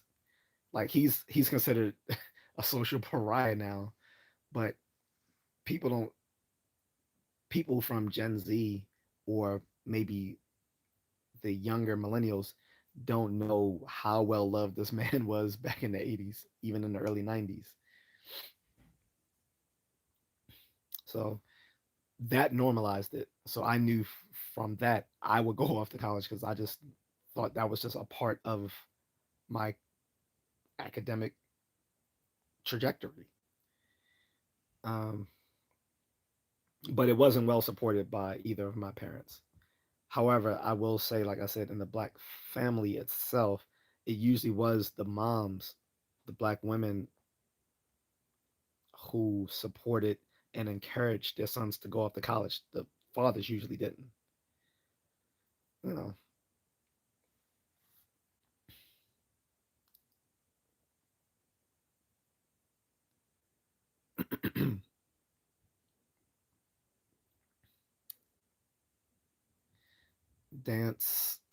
Daniel B. Rogers says more formal education isn't going to help the black community. Y'all need to change your culture and what you allow your own people to do without calling them out. Um, I disagree. Again, higher levels of education is strongly positively correlated with higher socioeconomic status level, which confers social prestige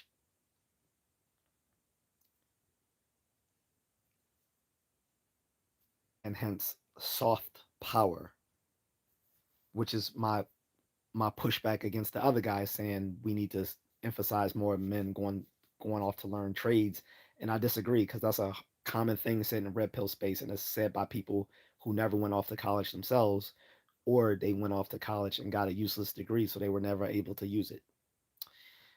But no, higher education is important because every every ethnic group, let me restate that, the most successful every successful ethnic group in America is the most educated group in America. Indians and Asians and Jewish people. They hold a high value on self discipline and on education. Two things that are quite amiss in the black community. So, I don't, you can, change in a culture doesn't happen within a social vacuum. It usually happens again through higher education and the emphasis on self discipline.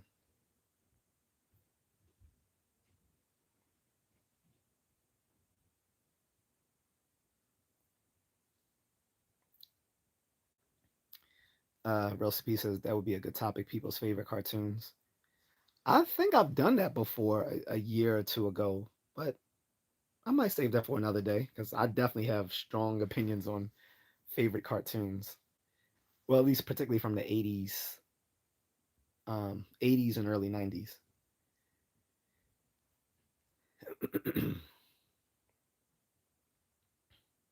227. Yeah, that's what it was. Thank you. What's it? Canadian,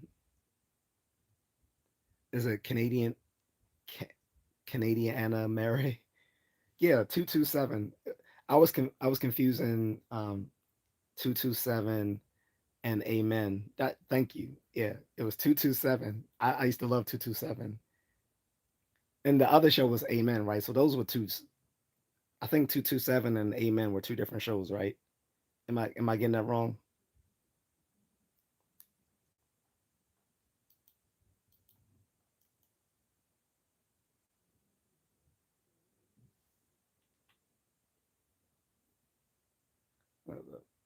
I was gonna look it up, but I'll do that later. But yeah, I used to like to. Ain't no place like home dinner when your family's home. Yeah, that was. I used to like that show.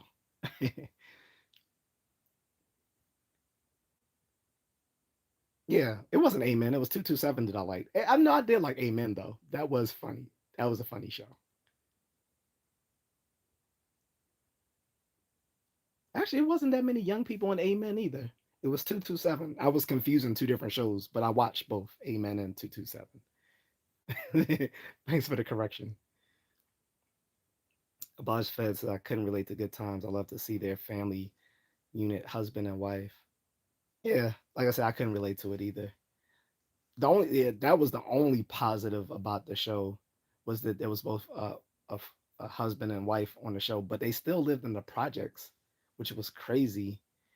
And then they were always struggling because like he was either getting fired or something was going on. It was like,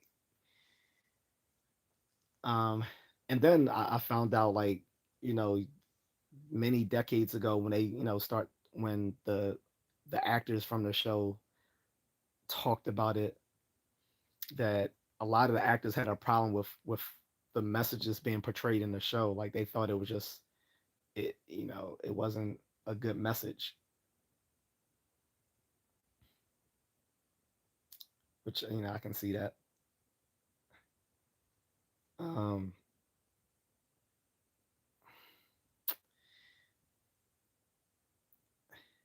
Boss says you had a messed up family if you can relate to the Bundys. Yeah, that's what I was saying. I don't know what Eric's talking about when he said I can relate to the Bundys because the Bundys were the prototype of a dysfunctional family.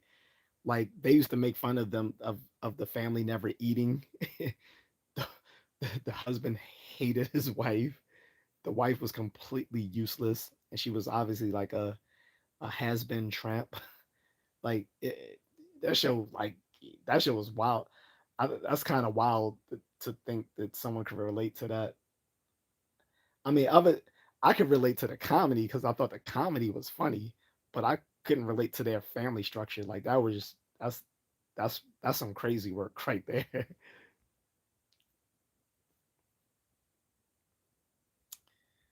um,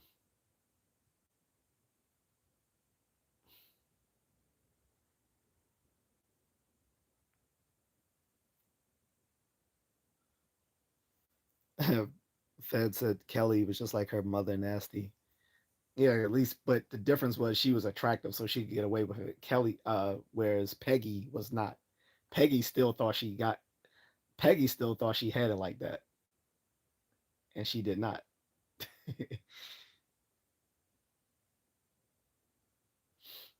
um, but yeah, let me get back to the subject.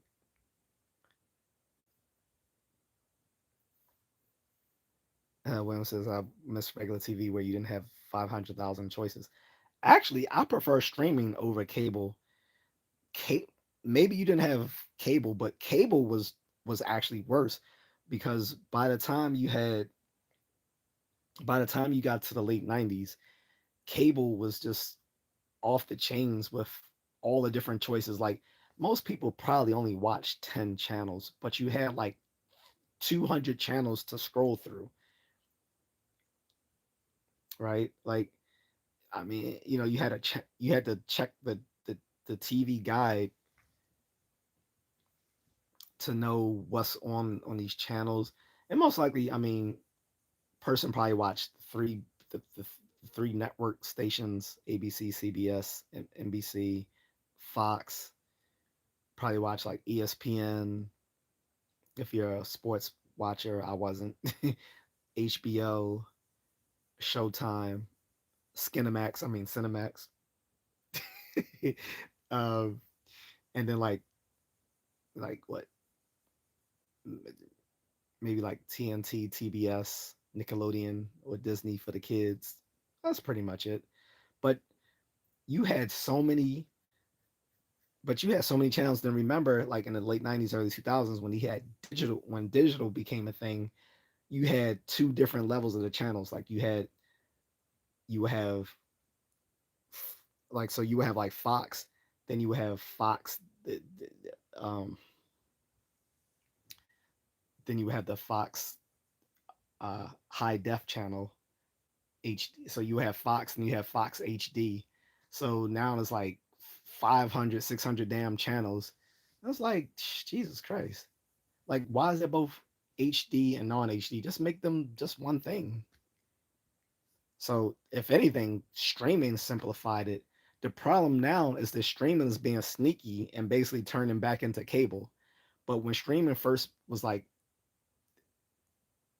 at its dopest level back 10 years ago, basically you just had Hulu, you had Netflix, Hulu, um, and Prime. Like those were the three big ones. Pause. uh, and then you had some of the minor ones. Now streaming is basically becoming cable with extra steps. So it's actually reverting back to the problem that cable had back in the early 2000s, where you had like 500 up to 1,000 different damn channels because you also had like international channels. So you like again, so you had your local channels, then you had your basic cable channels, then you had your premium subscription channels, then you had then you had the HD version of those channels, then you had your international channels. I'm like, I don't need to scroll through 800 channels. And I'm look, it's like I just want to watch. Look, I just want to watch RoboCop. Why do why do I need to scroll all the way up to find this? And then you hit you hit TNT, and then if you push the OK button, then it switches to TNT HD. Like no, did Cable made things more complicated because they were trying to compete again with they were trying to compete with satellite and the fact that people were starting to watch things more on the internet than on cable, particularly younger people. And then when streaming came along, like again, so when streaming came along, then the cable channels started adding the streaming services to the cable. It was like, no. If I'm just gonna watch streaming, why don't I just cut the cord and just watch the streaming service? I don't need the cable. I don't need. It's like I don't need Comcast Xfinity to watch Netflix when I can just watch Netflix directly. And I can just buy a Roku or Fire Stick or Apple TV and plug those directly into my TV instead of going through cable and then just switching on to streaming service anyway, which is all I'm going to watch.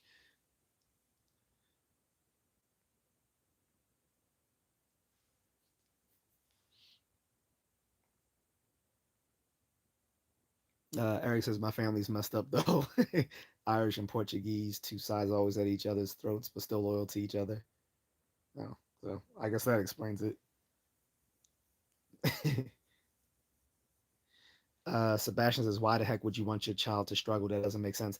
It doesn't make sense, Sebastian, and that's sort of the problem. That's one of the problems with the black community.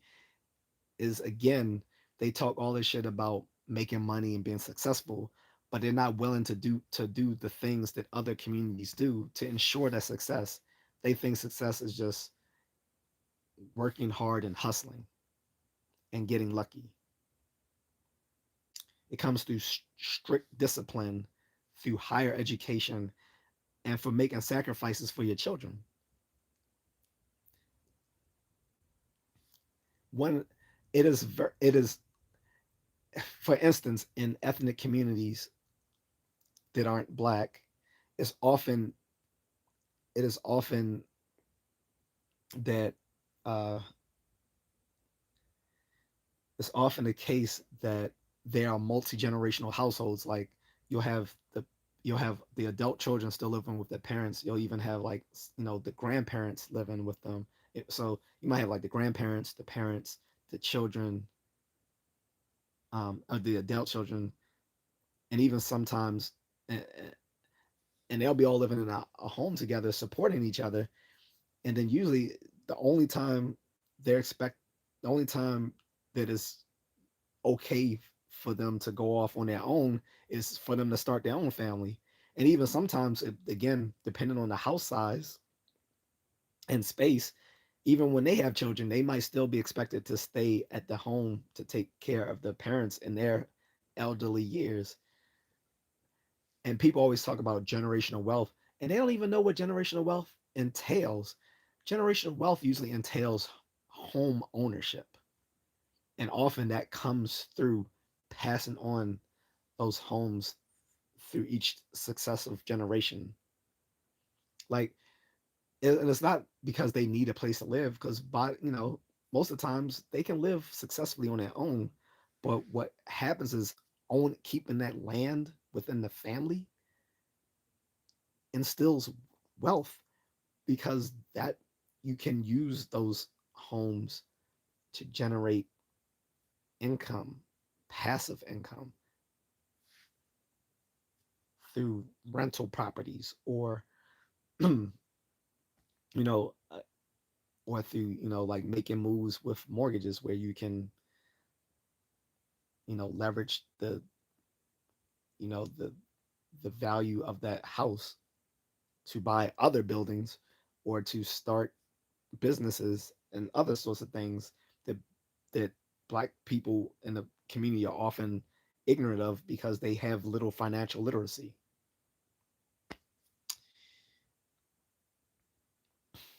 But instead they rather kick that kid out when they're 18 and say, well, you're you're a grown man now, so you're gonna have to figure it out on your own like had to do so. This is the toxic mindset in the black community. And like I said, if it was often the black moms who were the ones that was like, no, baby, you should go into college.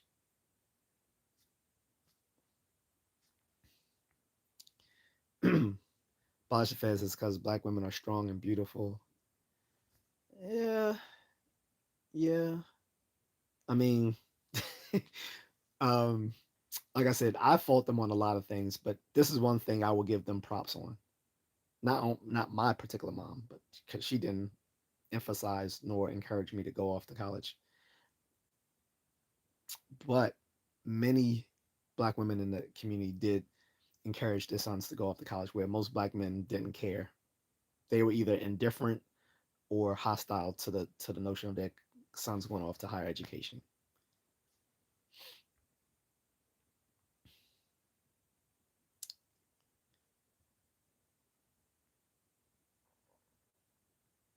Uh, Eric says you're right. My family has two houses. My mom and dad have a house. My mother, uh, no, I think that was a B. My brother and I have one, and we have our families in it. That's what's up.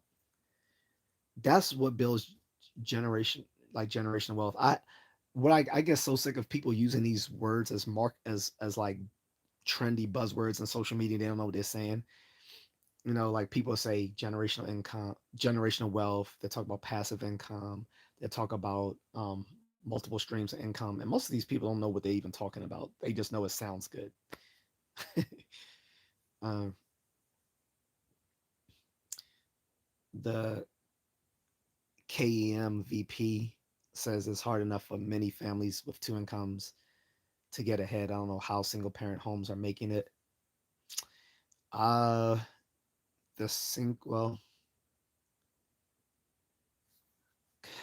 either well, depends on what like it depends on what you're talking about. If you're talking about a lower income single parent home through government assistance, the social welfare, government assistance. That's how. Sometimes even a little bit of crime. I'm gonna be honest with you. Uh, but then some single parents make a lot of money, so that could be it as well. The problem with that still is that uh, a higher income doesn't replace having two parents in the home. So Eric says it makes living easier. Yes.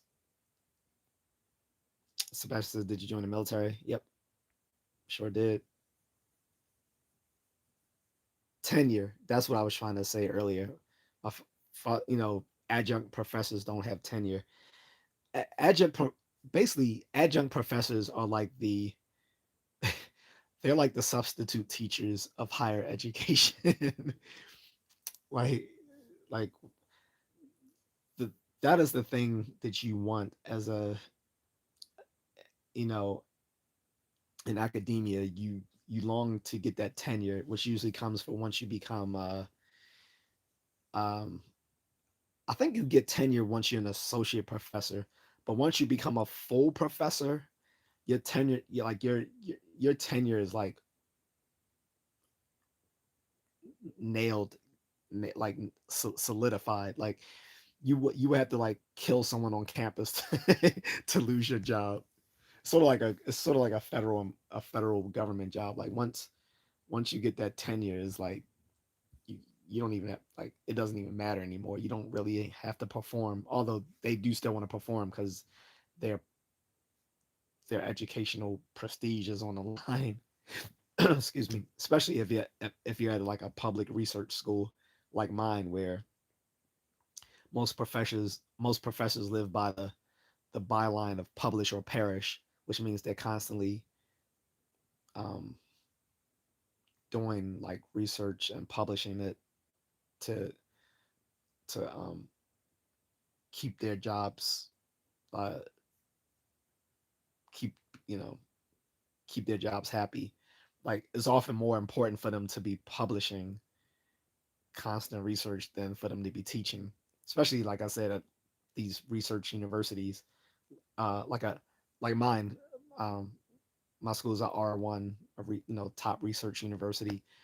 So in top research universities, often the professors are more valued for their ability to put out um, highly like highly esteemed research over than their teaching skills. That's usually left to their TAs. Although most of them still care about that, it's just that's not their priority at a R1 school. At the R1 school, it's all about getting out that research.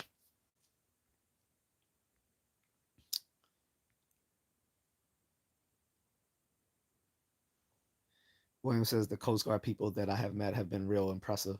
Yeah, like I said, people in the, I mean, in the military, we often take digs at each other because it's sort of because each branch is sort of like a fraternity, and so it's like we're all under one umbrella organization, which is you know the Department of Defense, but each branch of the military is like a separate fraternity with their own you know their own foibles, their own quirks, and so we all make digs at each other for different things.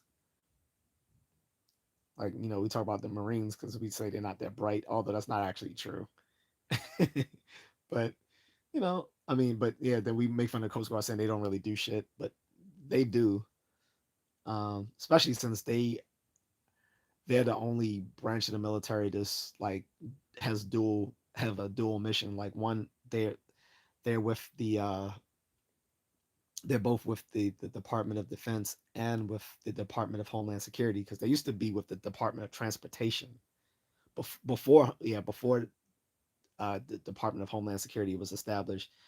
They still had a dual purpose with I think with the someone can check me on that Department of Transportation and the Department of Defense. Now it's Department of Homeland Security and the Department of Homeland Security and Department of Defense. And like I said, they do a lot of tough stuff. Like they do some high speed stuff when it comes to maritime combat. Like most people think it's just the it's just the Navy assisted with the Fleet Marine force that do maritime combat. The Coast Guard does a lot of maritime combat through their DSF, which again I think stands for the uh, deployable specialized forces, which is sort of their spatial for their their special operations capable, but uh, they're not part of the soft community. So anyway, Sebastian says private pre-K. Yeah, there's a lot of private pre-K. Most of them are probably private pre-K because if depending again, it depends on where you're going to school. If you're going to many a lot of public schools didn't have those early pre-K programs. It depends. Like they have kindergarten, but some of them don't have pre-K, so you have to pay for pre-K.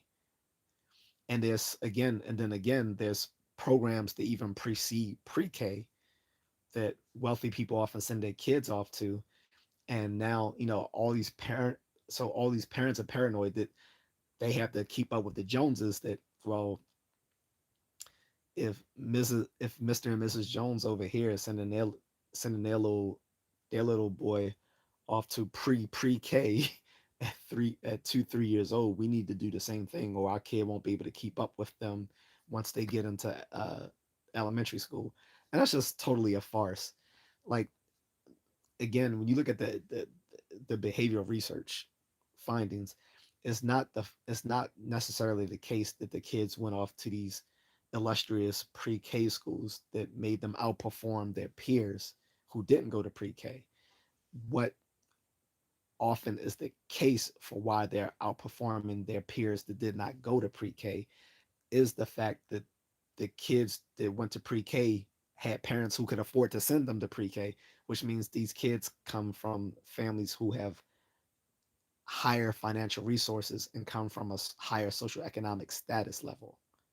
And that's why they outperform their peers because their peers that didn't go typically come from lower income families and live in lower income communities. So, yeah.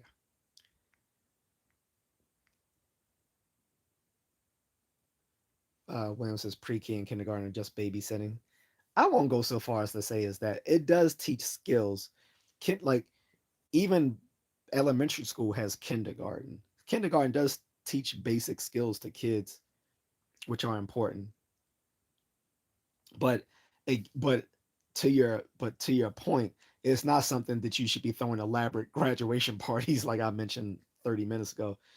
Where again, people don't believe me, they can look it up here on YouTube where these black parents was throwing these elaborate graduation party. I don't have a problem with having like a little pizza party for kids after they finish kindergarten, but it just seems a touch a bit too much to have them sending them out in little baby tuxedos in limousines, actual limousines, to their school graduation parties. Like what? I don't even like. I can't remember if we had some sort of like party after we graduated kindergarten. Probably, if so, it was something like very minor, like a little send off to us. But even in the elementary school, we actually did have like a formal. We actually did have like a formal graduation party at the end of elementary school, and I went there. I remember my mom was looking at me. She said, "Why aren't you out?" She said, "Why aren't you out having fun or whatever?" And I looked at her. I think this is why she used to say I was precocious. But I looked at her. I was like, I'm not done with school. I'm just going to another grade. I said that back, in the sixth grade, but it was true. So it was like, at least that made sense because you're going on from elementary school to secondary school, which is like middle school or junior high. But even, even as a was I 11? Yeah, I was 11. Um, Even at 11 years old, when I was graduating like sixth grade, I mean, I was like, why should I don't know why I'm partying. I said, I'm just going on to another grade. Like, I'm still going to see these same kids. It's like, I'm still going to see these same kids next year for the most part. So,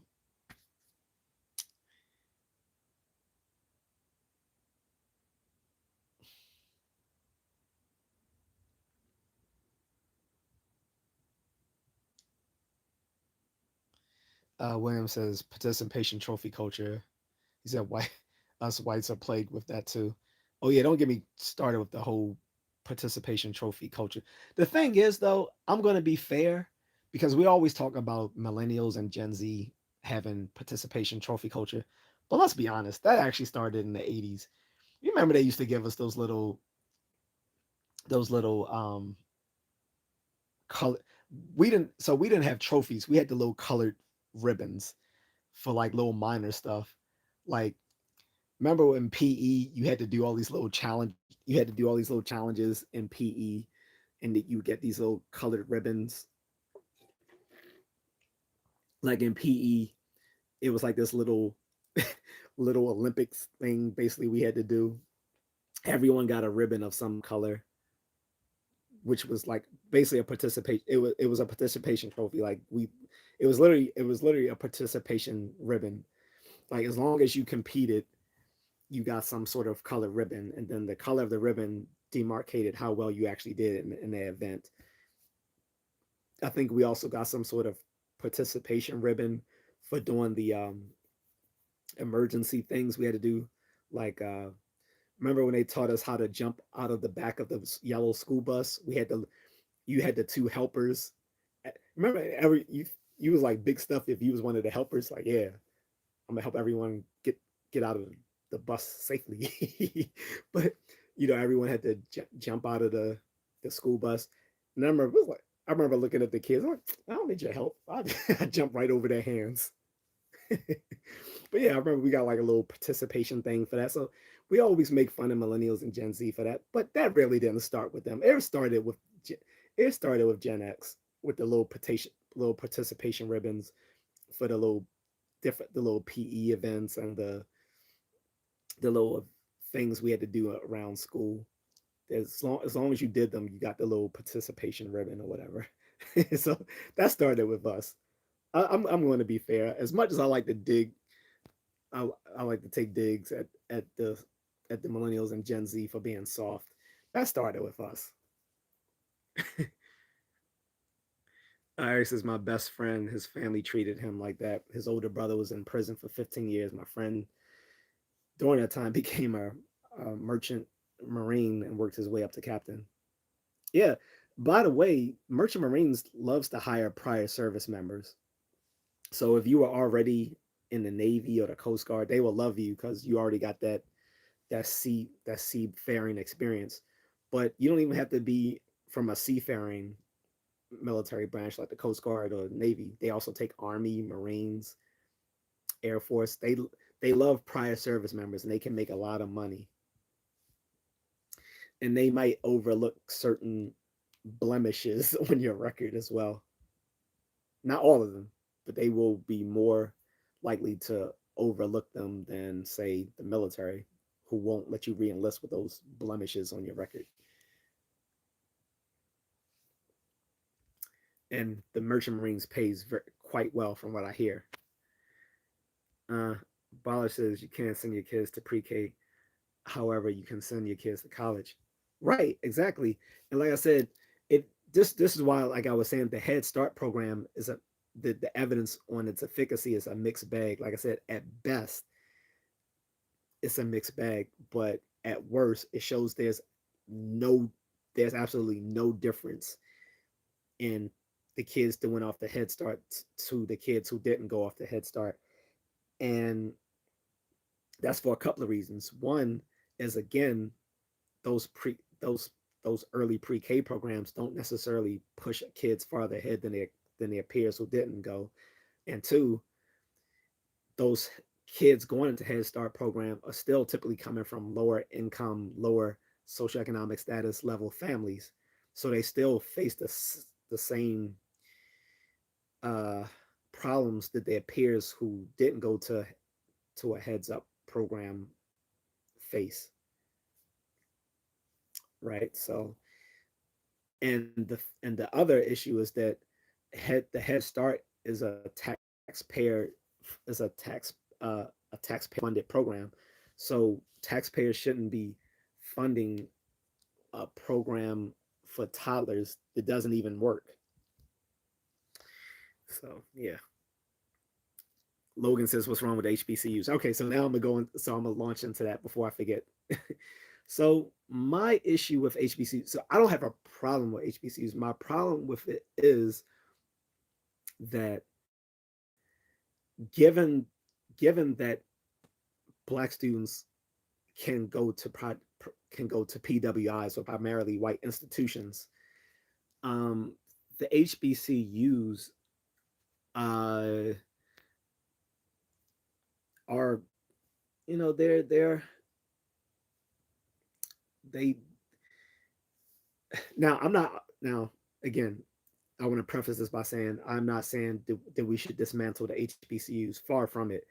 I think that is a testament to the Black American community that we have our own colleges, because a lot of ethnic groups in America started off having their own colleges as well, but once they got uh, integrated into mainstream society, they they end up integrating their colleges so that so for instance, a lot just like Black people, Jewish people weren't allowed into a lot of these colleges back in the 1800s and early 1900s. So they had all Jewish colleges. Same thing with women. Women weren't allowed into these schools, which were all men. So they had their own women's colleges, like Bryn Mawr and all these other places. Um, but again, once they were integrated into mainstream uh, institutions, they often shut those things down, or not shut them down. They often integrated them. Now, there's still a few all women's colleges around, but even those all women colleges still allow male students, at least if not on the undergraduate level, on the graduate level, which is kind of cool because one of my professors was telling me about going to a few of those elite all women colleges, because he was like they ha- they have similar elite status to like Ivy League schools, again, like Bryn Mawr and those places. But he was like, although the undergrad is all female, he's like, the grad schools are co-ed, so you get to enjoy, being in a school with primarily women. Of course, now the funny thing is with higher education, pretty much in higher education, it is mostly women. So the, getting back to HBCUs like Howard University, it's like a 70-30 ratio. It's like 70% women to 30% men. And I'm not exaggerating. My my cousin, we were both going to college at the same time. He was going to Howard while I was going to Maryland. And he came to my campus to study because he was like, dude, I can't study on campus. I was like, I wouldn't be able to focus because it's mostly just all women on campus.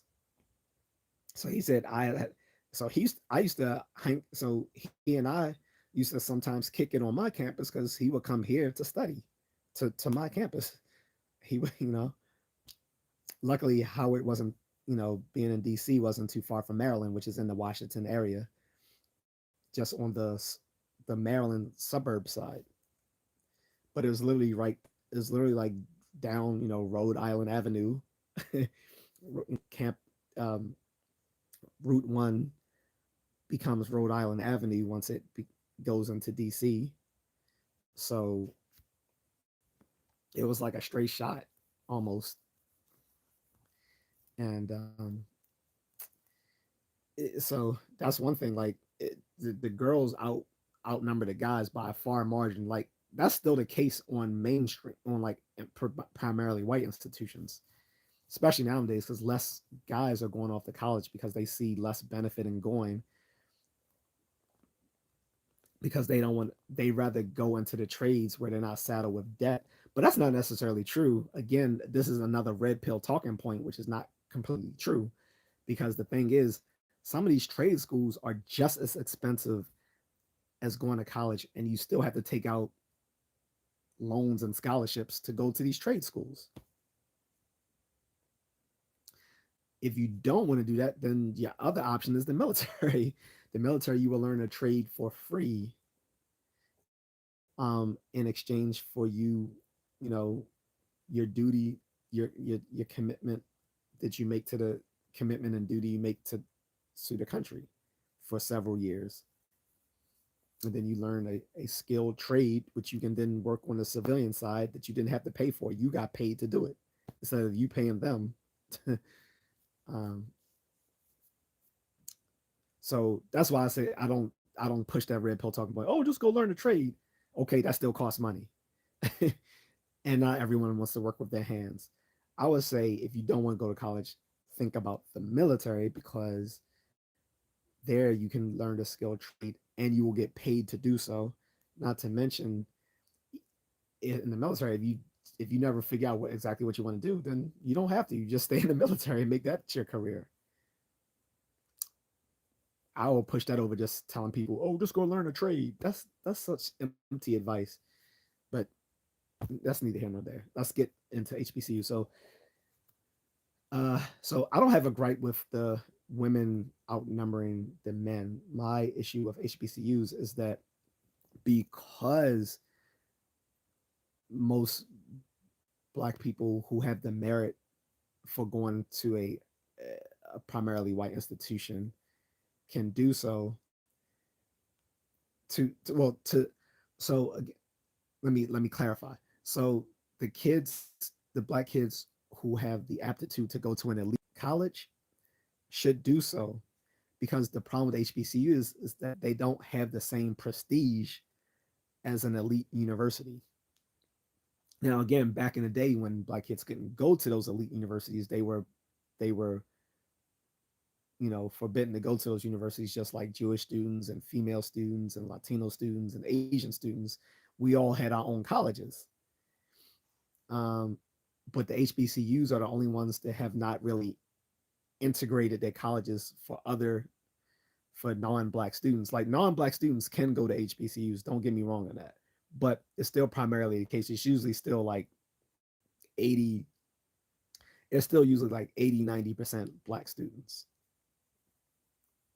Black meaning also black immigrants, from the continent, from the Caribbean, from Latin America, as well as foundational black Americans. Like it's usually 80, 90, maybe up, depending on some campuses, up to like 99% all black.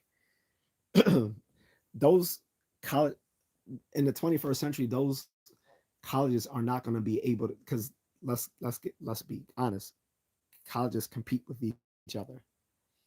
These colleges aren't going to be able to compete in the education marketplace for the brightest and best black students when those students can go off to elite universities. One way to elevate those status of the HBCUs is to admit more non-black students. Now, some people might take issue with that, saying what makes these HBCUs is that they have you know, a primarily black student body. I get that. However, these are the those we want something out of that 4 year degree. If you come out of that school with a 4 year degree that doesn't lead to job success, then it was a waste of time, right? And that's what most people can't, unless you live that HBCU life. Most people who never went to an HBCU can't even name an HBCU other than maybe like Howard and Morehouse, maybe Spelman. Those are probably the three most well known of the HBCUs: Howard, Morehouse, and Spelman. And some people don't even know those. So if I'm not saying black students shouldn't go there, I'm going to say this: if you do go to an HBCU, you should only go so you should only uh, undergo some sort of practical major. Most people always say go take a STEM, take a STEM. I don't say take a STEM. I say take a practical major. The problem with pushing the whole idea of STEM is that not all STEM degrees are equal. And some of you know this. Like science degrees fall under STEM, but they're not useful unless you go. You can't do anything with an undergrad science degree other than research assistant. And the problem with that is, even with the research assistant jobs, one, they're low paying, and two, with the research assistant jobs, you're competing with other people who have master's degrees or higher.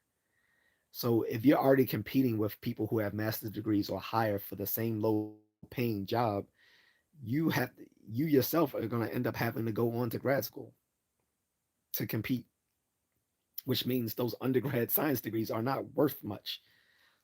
Um, so that's why I get tired with people always saying just you need to do a STEM. No, you need to do a practical degree, and not every practical degree falls under STEM. For for instance, accounting and finance are very practical degrees that will lead to lucrative job offers, but uh, but they're not STEM.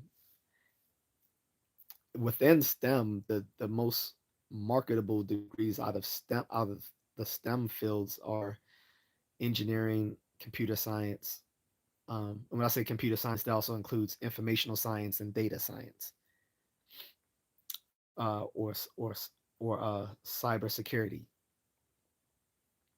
Those are practical degrees: computer science, informational science, um, the information library sciences, data science, cybersecurity. Those. Uh, and then anything engineering related. But the undergrad science degrees are not useful, especially biology. But general biology is the useless science degree. And I know because I was once general biology. I switched to psychology. And you're going to, I know a lot of people sneer like, you went from general biology to psychology. They're both useless. I'll tell you this. psychology is at least a more I general biology is more useless than psychology, which is funny because psychology usually falls under a social science. However, some programs, depending on what college, like at my university, you could take psychology either as a social science or as a biological science. So as I came from general biology, I switched to psychology, but took it as a biological science instead of as a social science, which meant I had to do more biology classes for it. Whereas if I took it as a social science, I wouldn't have to take any I would only have to take just one biology related uh, um, class. Um, but no, I took it as a biological science. And again, the the same. So because people always want to shit on the social sciences and they're not useful. The but the fact of the matter is the natural and first of all, again, I consider psychology a natural science. But let's just say for bureaucratic purposes, let's put it in the social science camp. The social sciences and the natural sciences are both useless degrees if you don't go on to graduate school. So they're not practical. What is practical, again, is engineering or something related to computers or or in business like finance and accounting. Those are practical degrees. Those are the only degrees you should be taking at a HBCU because most of those schools don't aren't elite universities, so you can't go. So you're not going to get your foot in the door in jobs just by the name of your college alone. Whereas if you go to an elite university, it literally doesn't matter what you major in because people are just going to see the name of the university from which you graduated on your resume or on your CV, your curriculum vitae. When you turn in, like when you hand in your CV or your resume, and it says MIT, it says Harvard, uh, it says Stanford, it says California, Berkeley, it says Duke, it says Johns Hopkins, it says Yale, it says Princeton, it says Cornell. That speaks for itself. It doesn't literally even matter what you majored in at that point. So again, this is why the HBCUs are hemorrhaging their best students. Now, I had one friend, she actually purposefully went to Howard University, had applied to and got into several Ivy League schools. Her issue was that she had spent her entire childhood in going to elite private schools. So she wanted the black experience. So in order to have the black experience, she wanted to go to an HBCU like Howard, but she literally had the ability to go to Ivy League schools. She just chose not to do so because she was tired of being in elite schools all her life. So she wanted to go to an all black college and get that experience. I don't blame her. I disagree, but I don't blame her because I didn't grow up in going to private schools all my life. The last time I was in private school was the first grade. So after first grade, it was all public schools for me. Um, but yeah, so that's my issue with the HBCUs is they're low prestige. Like, and this doesn't, and this is general. So this is my general take for any college of lower prestige. HBCUs typically fall within that camp of lower prestige schools just because they don't have good name recognition. Not that it, when I say that, so I'm not saying they're not good schools. I'm just saying that many of them have low name recognition and have, and let's be clear. Um, a lot of these jobs care about credentialism, so they care more. It's not so much what you take, it's where you've taken it. So that's why, like I said, it's a foot in the door to have on your resume MIT or Harvard or Princeton or Yale, as opposed to um, Texas Tech, Texas A Texas A&M, Florida, Florida. Florida A and U or whatever.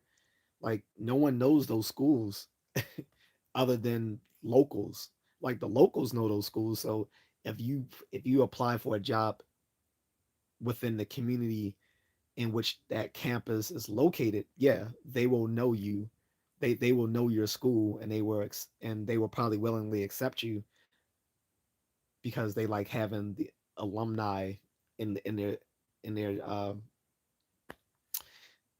in their jobs. But outside of those local communities where those schools are well known, most people around the country, much less the globe, know any about those.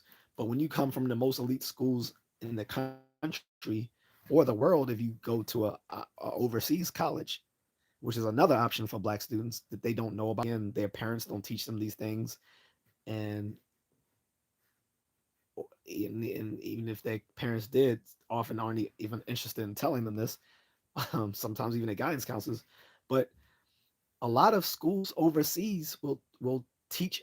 You can go to those schools overseas, Americans, for free. You can go to schools in Germany for free.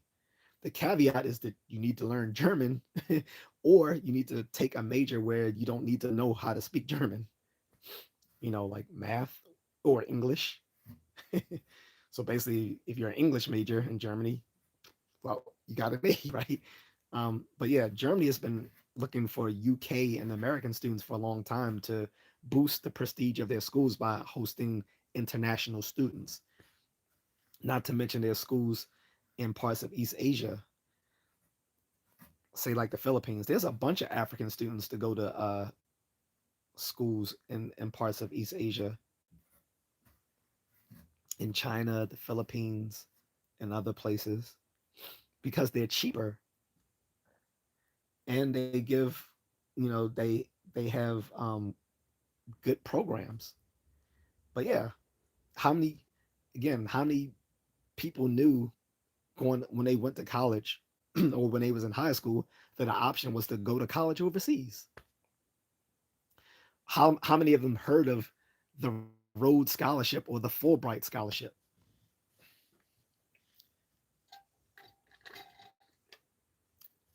Right?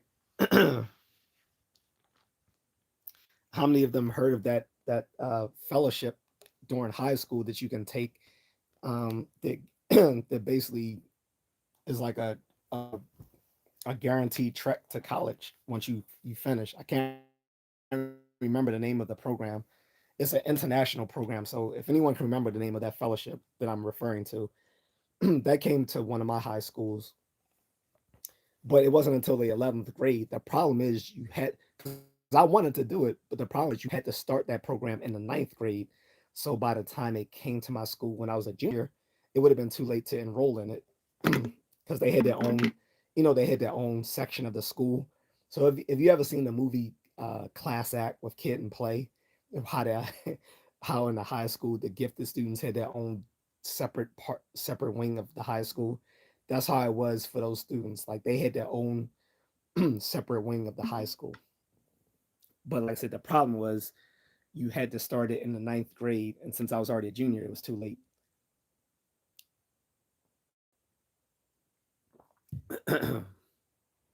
So, so again, I'm not saying there's anything wrong with HBCUs. My problem is that they have low name recognition, which means there's not much social prestige conferred upon the graduates of HBCUs. And like I said, one way to remedy that is for them to start admitting more non-black students. They've slowly been doing that, but again, the schools that have much less name recognition, most people wouldn't even know to even apply to them. Even though many of these schools are easier to get into because they have lower academic standards than the more elite universities. Um, so I don't believe in dismantling the HBCUs. I just think for them to survive into the 21st century, they need to start integrating more uh, multi ethnic diversity into those campuses, which will also elevate their prestige once you have more Asian and Indian and white and Latino students schools. Like when I was at Maryland, I briefly dated a Thai girl who was going to Morgan State, HBCU in Baltimore. And she used to be mad at me that I was going to Maryland. I'm like, why? She's like, cuz I tried to get into their business school and they I couldn't get in. I was like, that's not my fault. Like, why you take it out on me? She's like, oh, I know, I'm just messing with you. She's like, I'm just mad because you're there, and I was like, well, I'm not in the business school. I'm taking psychology, and she was like, and plus it was just far because Morgan was literally like right, like a few blocks away from my cousin and my grandmother, where they lived in East Baltimore, and I wasn't driving then, so that's getting going from like College Park, Maryland to East Baltimore was like an hour. So it was no an hour if I'm driving, but if I had to take public transportation, that would be like an hour. So our dating didn't last long, but I saw her on Thanksgiving at one time, brought her some food. She started dumping a whole bunch of hot pepper, like hot pepper. I mean like red pepper and hot sauce on it. I was like, "What's up with that?" She's like, "Oh, we Thais like spicy food, but whatever." I remember my father saw her. He's like, "She's." He's like, "Wow, okay." He was complimenting my style, but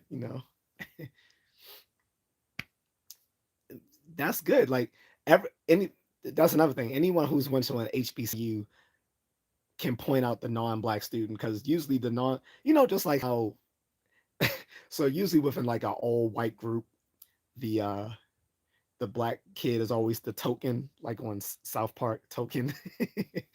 uh, it's the same. It's the reverse is the same as well in all black schools or in all black friend groups, where the white kid or the Asian kid becomes the token of the group.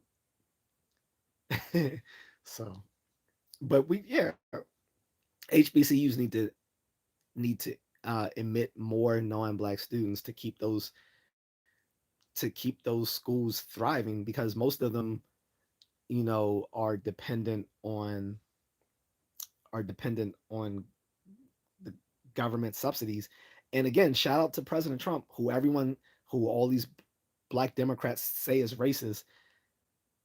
He gave millions of dollars to the HBCUs.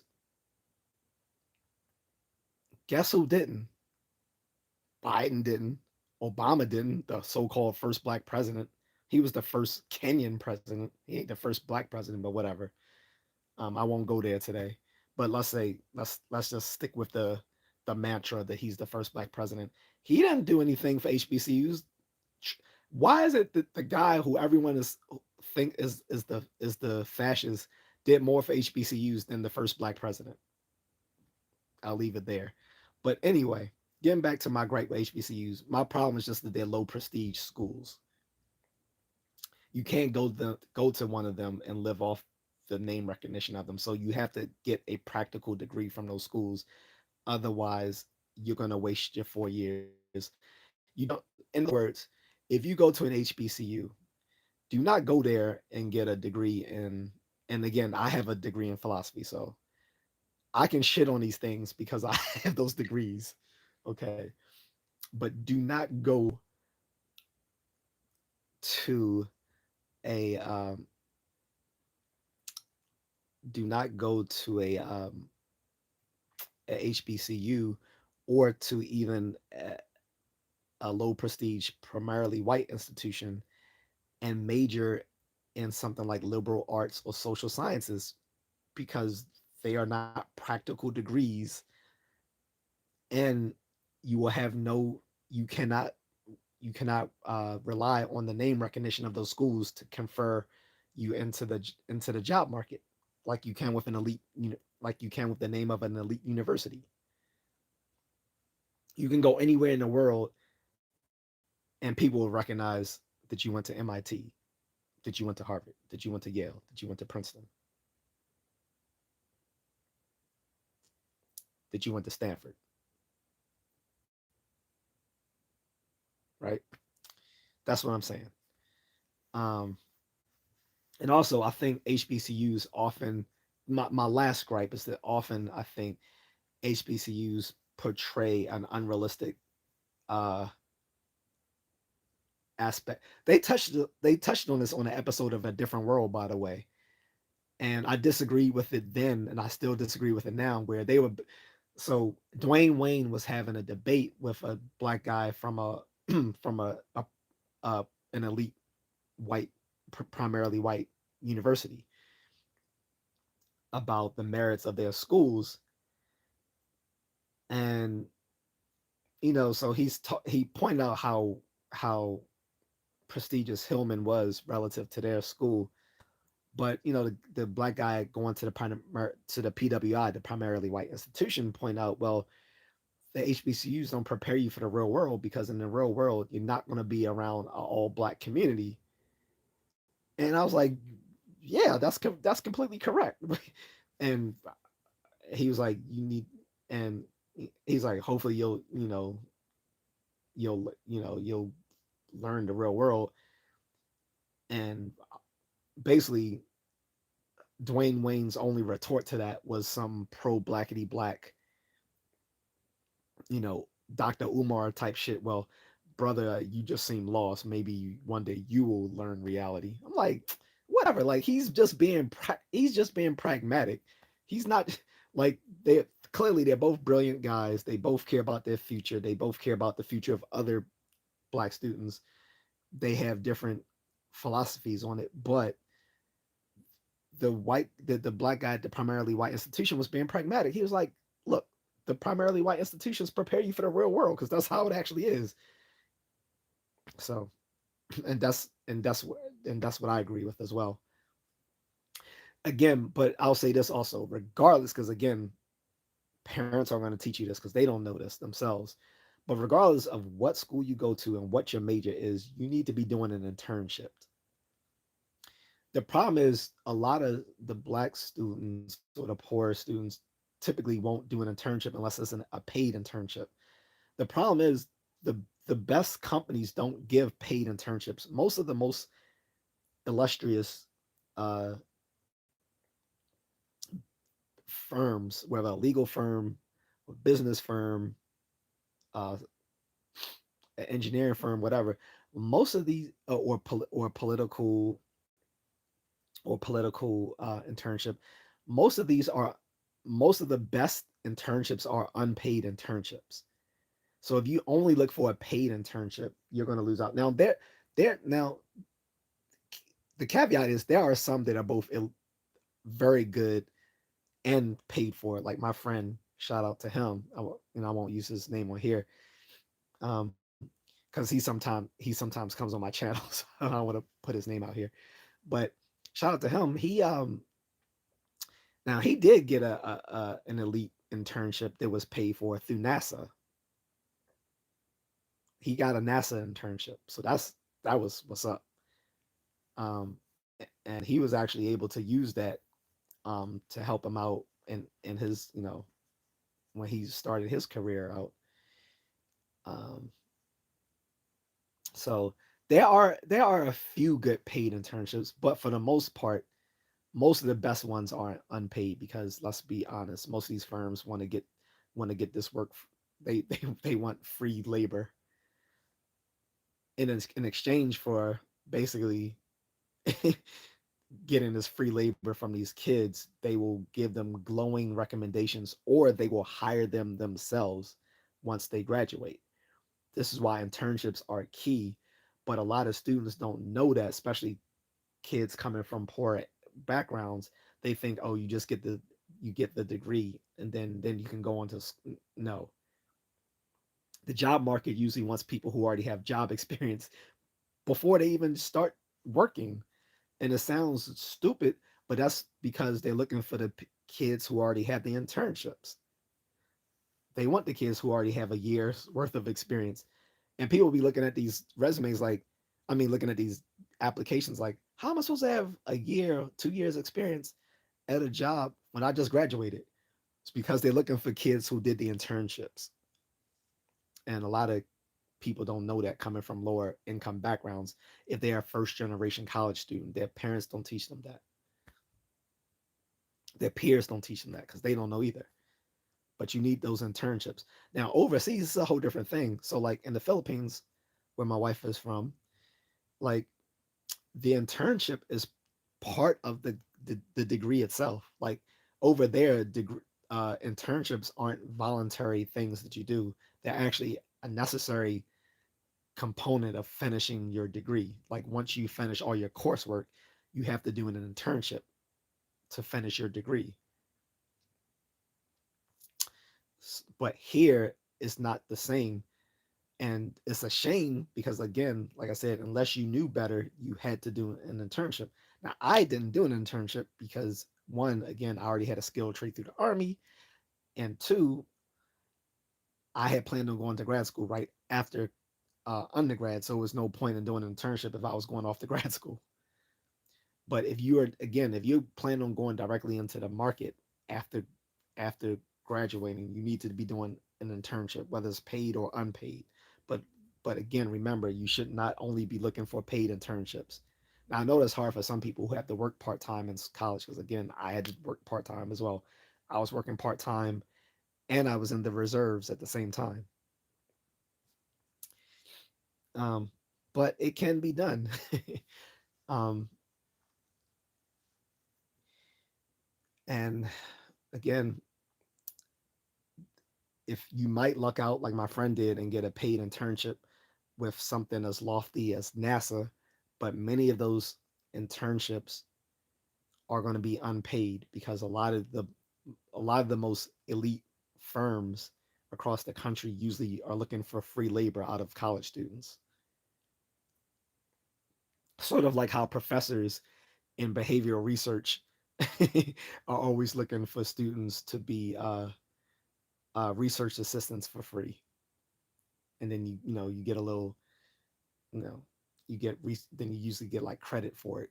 Like I did a whole semester as a research assistant for a professor and got college credit for it out of it, as well as a recommendation from that professor. Plus, it also happened that another practical thing I got out of it was that he ran a psychophysiology lab. Yes, psychophysiology is a thing. And because of that, I know that lie detectors are bullshit. And if I wasn't scared of getting demonetized or getting uh, searched by getting flagged by the government, I would teach you guys how to cheat a lie detector test. But if you want to learn how to beat one, uh, my Cash App is in the description. I will teach you, but you're gonna have to pay me. But anyway, so that's my gripe with HBCUs. Barry says his family celebrated his brother who got out of jail and later got addicted to drugs and publicly disrespected my friend who is a captain and owns 4 houses, has one wife and 3 children. Yeah, man, like I said, we celebrate the wrong things. And like I said, a lot of the a lot of the degeneracy that we find in the black community, you can also find in the Latino community and in some Southeast Asian communities as well. Um, William Barry says Merchant Seaman is a good program. I think he means Merchant Marines, the Merchant Marines. The Merchant Marines actually have their own university as well. And the funny thing is, if you are looking to go to a military academy, the Merchant Marines is actually the easiest one to go to. Like the hardest two I think are obviously West Point, which is the U.S. Military Academy, aka West Point, and the U.S. Naval Academy. Like 30, that's like 40 minutes away from me in Annapolis. I had a friend that got accepted into Naval Academy back in high school, and one of my cousins went. Problem is, he ended up dropping out and going to a low tier college because his family needed him. I was so disappointed that he left because he didn't leave because he couldn't hack it, but because his degenerate ass mother and my uncle basically were, you know, I won't get into his personal business, but I was sad that he had to leave the Naval Academy, and I hope that he finished his 4 year school, uh, but I'm not sure. I think he did, but it's still a step down from being in the U.S. Naval Academy, where once you graduate, first of all, you're not paying for it. They give you I think someone can tell me if I'm wrong here. I think when you're in one of the military academies, I think you get some sort of stipend while you're in there.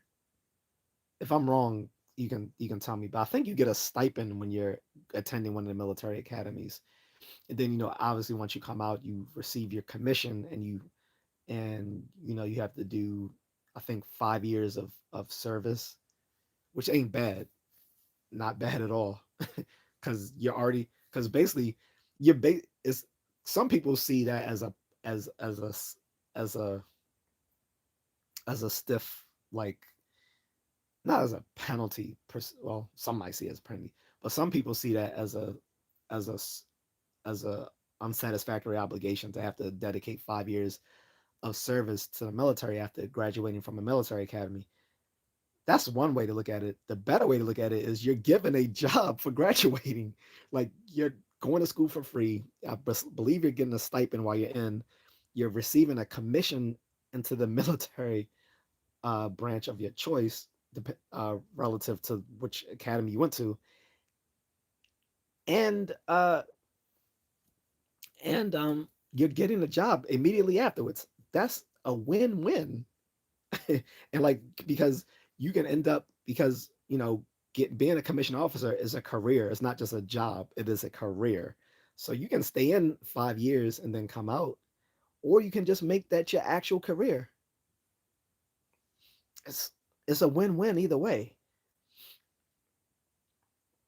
And I mean, especially if you decide to finish your 5 years and come out, it's going to look glowingly up on your resume that you not only went to a military academy, but then you served 5 years as a commissioned officer, which means you'll probably come out, well, depending on which branch, as a captain or lieutenant or whatever, depending on which branch, like, captain, like Army or Marines, or um, like a lieutenant, I guess, in the Navy. But yeah, like, so if you go to U.S. Naval Academy, once you graduate, you can either get commissioned as either a naval officer or as a Marine officer. Um, if you go to Merchant Marines, uh, see, the Merchant Marines aren't part of the military itself, but they are under, I believe, the Department of Defense. So once you graduate from the Merchant Marines, you would get commissioned as a naval officer, which is, I believe, why people are confusing Merchant Marines with seamen. And then, West Point, you get you go to the Army. Um, then there's the Air Force Academy out, I believe, Colorado. Um, that you go to Air Force. There's the Coast Guard Academy. I forget where that is. If I'm not incorrect, I think the Coast Guard Academy is somewhere in California, in the Bay Area. I'm not, I can't remember.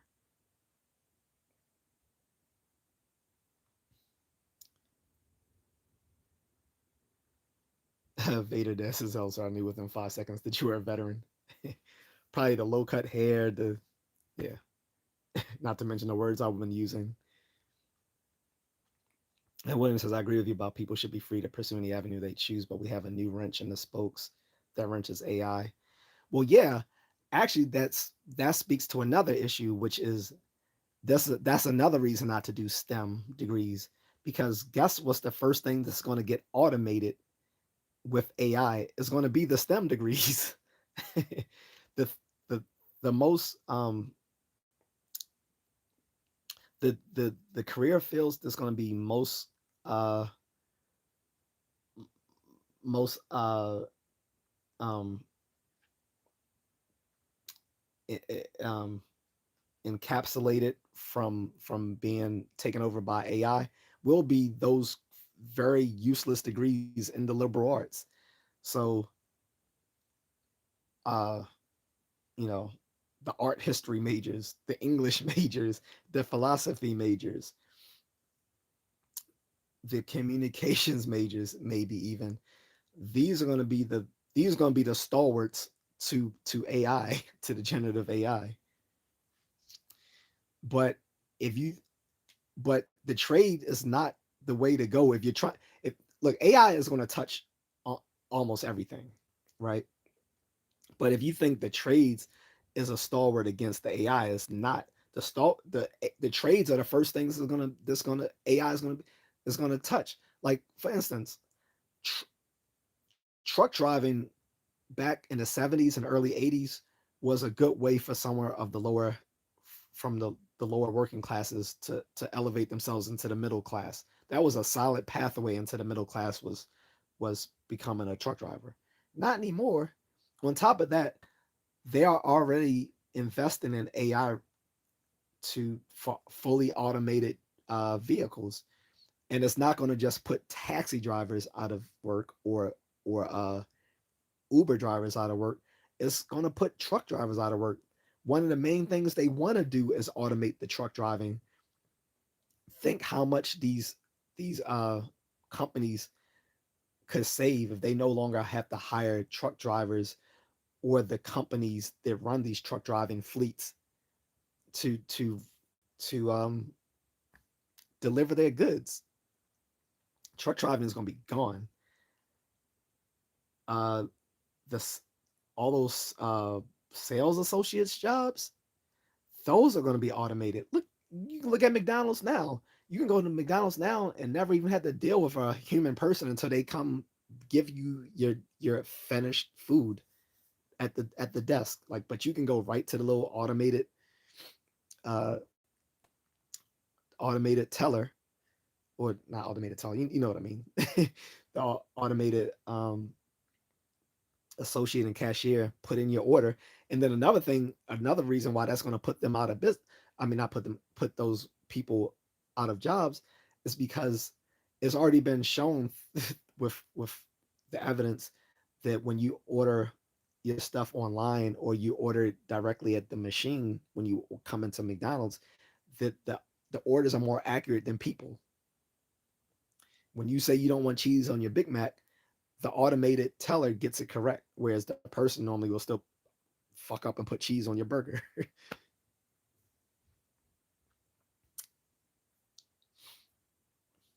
And a lot of people will poo poo on these little low skilled jobs, but these low skilled jobs keep people employed. For one, they were jobs for teenagers, and for people, not just teenagers, but people who were low skilled laborers, who often needed those jobs to feed their families, or those might have been secondary jobs for them. Like they may have had a primary job doing something like teaching or working in some sort of clerical field, but then they would have these little secondary jobs, to keep the money, when money is tight.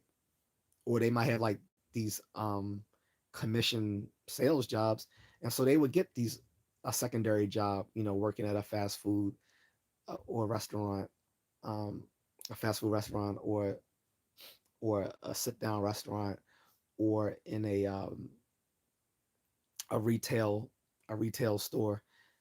But with a lot of retail and restaurants being fully automated, you go to some of the supermarkets now and you can't even find a human a human to work the register. And I always go to find a actual person to ring out my food, because I don't like doing my own. I don't like ringing up my own food at the automated register, because I'm basically doing a job, but I'm not getting paid for it. Like, I don't know how people don't see that psyop. Like, a lot of people prefer going to the automated cashiers when they go to the supermarket, because they think it's more convenient. Completely forgetting that it's a psyop, because you're now doing your own work, but you're not getting paid for it. You're ringing up your own stuff and bagging it yourself. but you're not getting paid for it. That's literally what they get paid to do. It's a psyop that you think is more convenient to now be given the task of doing your own work, but you're not getting paid for it. At least if you had to ring up your own food, you should get a discount.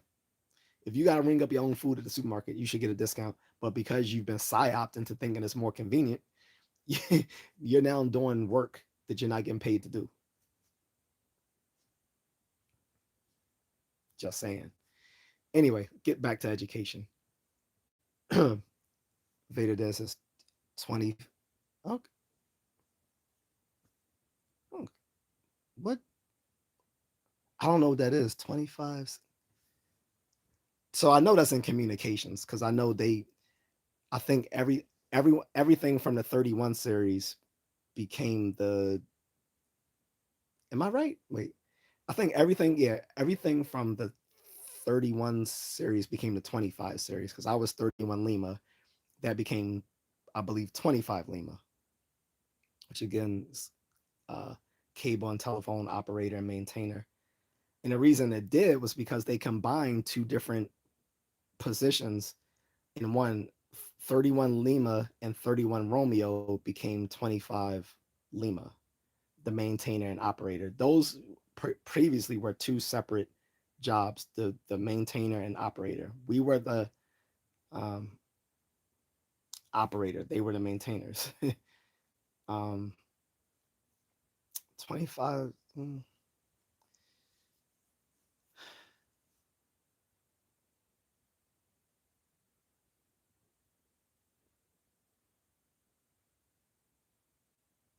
Yeah, I don't know what 25 Sigma is, but I think it gotta be communications. Bosh the Fed says you said higher education comes with soft power. Yes, it does. It literally does. Like the I've I've elaborated. I don't know how far you were when you made this statement to when I elaborated on it, but I did elaborate on it. I've and I even gave it a clear example. Like I said, the all the ethnic groups who are the most highest educated in the country are also the most successful in the country. And higher education does equate to soft power because they lead to they the reason is that those the people with higher education end up in more prestigious career fields, which means they have a lot more social political leverage, aka soft power, which is the reason why black people who are not the most educated ethnic group in the country couldn't get an anti-hate crime bill passed despite it being on the books since the 1800s. There has been some sort of look. There has been some sort of anti-black hate crime legislation on the books since the late 1800s to early 1900s. Don't remember the exact date, but it's somewhere between the late 1800s, early 1900s. There has been proposed some sort of legislations for anti anti-black hate bill. Have not got it passed, even though we had a fucking black president, so-called black president in office. He didn't do it.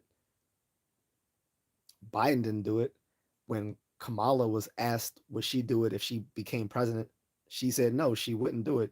We She literally said she wouldn't do it during a press conference.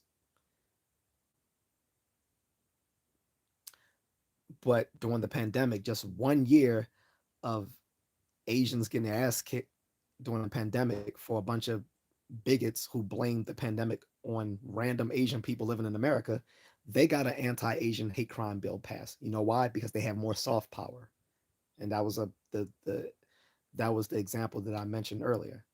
Soft power matters, and soft power. You're not going to get soft power from being involved in the trades. That's just not going to happen. It's not.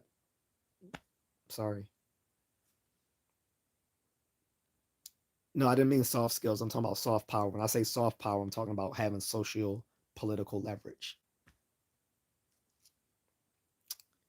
which means, in other words, people who work in prestigious firms because they come because, and the only way to get into those prestigious firms, look, we live in a society of credentialism.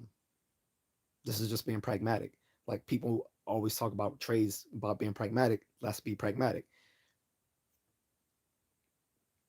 To get into prestigious firms, you need to be credentialed. What is credentialism? Going off to higher education.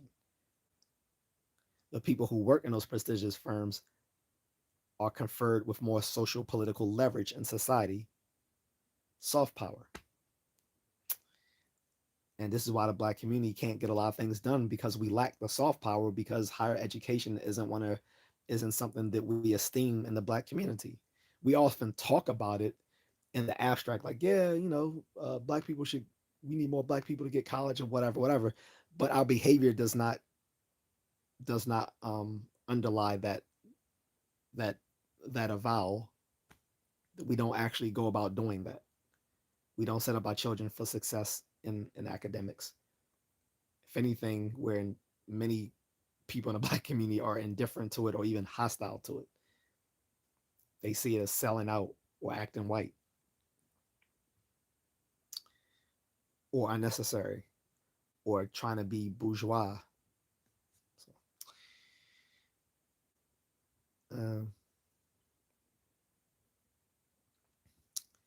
Eric says higher education has been diluted. Your degree has to be worth something. If you have a degree in human resources and dance, it doesn't mean much. Here's another nasty secret about higher education, Eric, if you're still here, bro. The, the thing is, because so few people went off to higher education back in like the 40s, 50s, 60s, and 70s, back then it didn't even matter what your degree was in. The fact that you had a degree was impressive. Like up until like the 80s when a lot of people started going off to education, to higher education, which is when they decided, all right, well, we're going to make education more costly to go to kind of funnel who can go to college. Because before it was only people from higher socioeconomic status level families that went off to college in the early 20th century. But when more people in the late 20th century was able to go to college, then they made it more costly. Again, remember, state of California used to have free college. Ronald Reagan, Ronald Reagan, when he was governor, changed that. I'm gonna have to get some more water in a second, guys. Losing my voice. Mm. But yeah, college used to be free in California. Could you imagine? You imagine? I mean, I think most Californians know that, but if the Californians didn't know that, they probably. I can imagine a California student being pissed, knowing they just spent like $200,000 for their degree at Stanford, not knowing if they were born in the right generation, they would have went for free. It's like, damn, if I only went to Stanford back in the 60s, I would have went for free. If yeah, I went 1965 instead of 2025, could have went for free. So, and that's the issue with the so-called bullshit majors. Some some majors were never useful, but it didn't matter because the fact that you were one of the few individuals who were able to go off to college, it was impressive nonetheless, whatever degree you got, whether it was in communications, which is the textbook example of a bullshit degree. And I stand on that. You can ask me why if you want, but communications is a textbook example of a bullshit degree. So is criminal justice. Criminal justice is another bullshit degree. But shout out to the criminal justice department at my school, the criminology and criminal justice department at my school.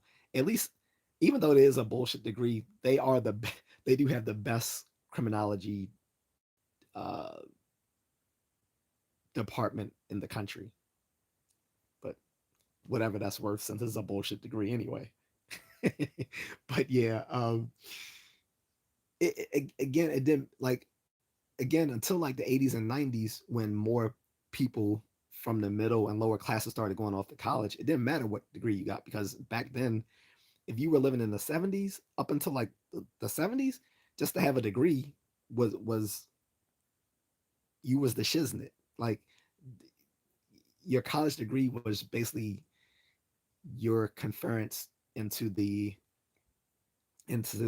so-called professional managerial class. Like that was your that was your entry ticket into the professional managerial class up until like the early 80s was a college degree. It didn't matter what it was in at the time. Like you were a gentleman, you were a lady. It didn't matter whether you had in communications, aerospace engineering, or studies of big booty Latinas. Like if you got a bachelor's in big booty Latinas, hey, he got a like this man got a degree. But what did he get a degree in? I don't care. What hey what did you get a degree in? Big booty Latinas. Sounds good to me. So you know how to define the big booty Latina, right? You goddamn right know how to define the big booty Latina. But no, I'm joking. But I'm just saying like no one cared what a bullshit major was up until the point where there was more scrutiny on people coming to college because there was so many more people now entering into college that they had to make they had to be more restrictive on the degrees. And so ironically, as people started pushing having a STEM degree or a practical degree, another sign of you being of the upper echelon of society was getting a useless degree. So things have flipped. So back in like the 70s, 80s, early 90s, you know, the students coming from more elite society were taking more practical type of majors. But now that it's required, uh, it's switched back that kids coming from elite family backgrounds typically get the so-called useless degrees in liberal arts and social sciences to confer basically that they don't need these degrees to be a success in the world. Yes, I the irony, right? The thing is, this is the situation with that. No matter no matter what, the elite will always be have a way to separate themselves from the bourgeoisie. Like the bourgeoisie is always trying to mimic the most affluential people. But by the time that the bourgeoisie catch up to what the affluent are doing, the affluent changes what they do to again stand out from the bourgeoisie. And then a proletariat.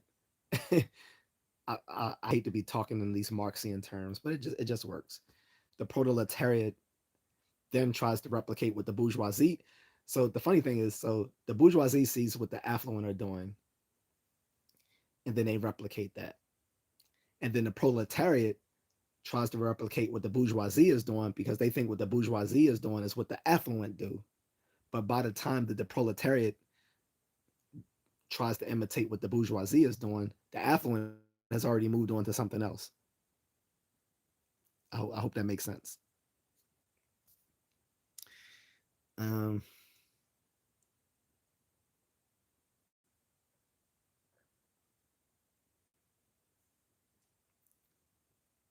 Vader Dead says I wasn't beaten up, but I joined the army during 2020. Many blamed the. Are you Chinese, Vader Dad? The Chinese for the virus, but the hate I felt was passive aggressive. Yeah. So either you got the hate when you talk about passive aggressive hate. I'm gonna use one of these little big college words. That's called microaggression. That's the buzzword today. When you talk about passive aggressive racism, it's called microaggressions. a lot of Asians have reported receiving a lot of microaggressions during the pandemic era, and even now, because let's face it, like we're still suffering the fallout of the pandemic for what how it set back public education, um, how it how we were misled by Fauci and what he said about the research at the time and all these other things. I won't even go into Fauci. I hate that dude so much. But anyway, I won't even go into all that. But yeah, a lot of Asians reported the microaggression. But depending on where you lived, I don't know where you're from, and you don't have to tell me. But depending on where you lived, where there was more Asians, well, I'm sorry, where there weren't much Asians, like when they appeared, they were getting bullied or even attacked. It even happened, near me in Baltimore a few times, and I was like, all right. So I was like, if I see someone just beating up on an elderly person or a woman, I would go off on them. Like, you're not gonna just hit some elderly person or some woman just because they're Asian. Like, I'm gonna just Superman punch you. But yeah, I didn't see in it. I didn't see any of it firsthand, but I saw a lot of it on the news locally and across the country. Plus, no one's gonna mess with you because you're army guy. Look, predators always go for the easiest targets. That's why they went for the elderly and the women. You're a guy. Two, if you're a soldier, you're a soldier. If you're either active duty or a veteran, you're gonna confer a sort of "don't fuck with me" attitude, right? So they're not gonna pick with you. You're gonna get the microaggressions. You're not gonna get the full fledged person trying to clock you in the face or something, right? But yeah, but again, what I'm trying to tell the folks Veda Dad is like coming from a community where you come from the most where your community is the most educated in in the country confers soft power, and a lot of people don't get that. And it's not. I know it sounds to them it just sounds like I'm being elitist, and I'm not trying to be elitist. I'm actually trying to be pragmatic and teach and tell them that because we live in a society of credentialism, you need the college credentials to get into those elite and prestigious firms, which then confers onto you a lot of social and political leverage because then you're also connected with other people of the same ilk. This is the whole concept of the high value man. One of the key components of being a high value man is not just your wealth, it's also being connected with other high value men who see you as high value status as well. That is soft power. And that only comes through usually that credentialism. Now you can be a you can be a blue collar high value guy, but it's not the same thing. So um,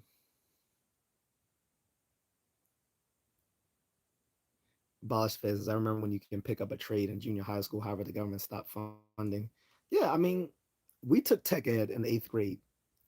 We took tech ed, we took home ec. The problem was around the time that so a lot of funding for stuff that didn't have to do with either math, science, or English stopped around the time that Bush came into era because remember he had the whole thing of uh he, the standardized testing where he wanted to elevate standardized testing scores across the country in public education.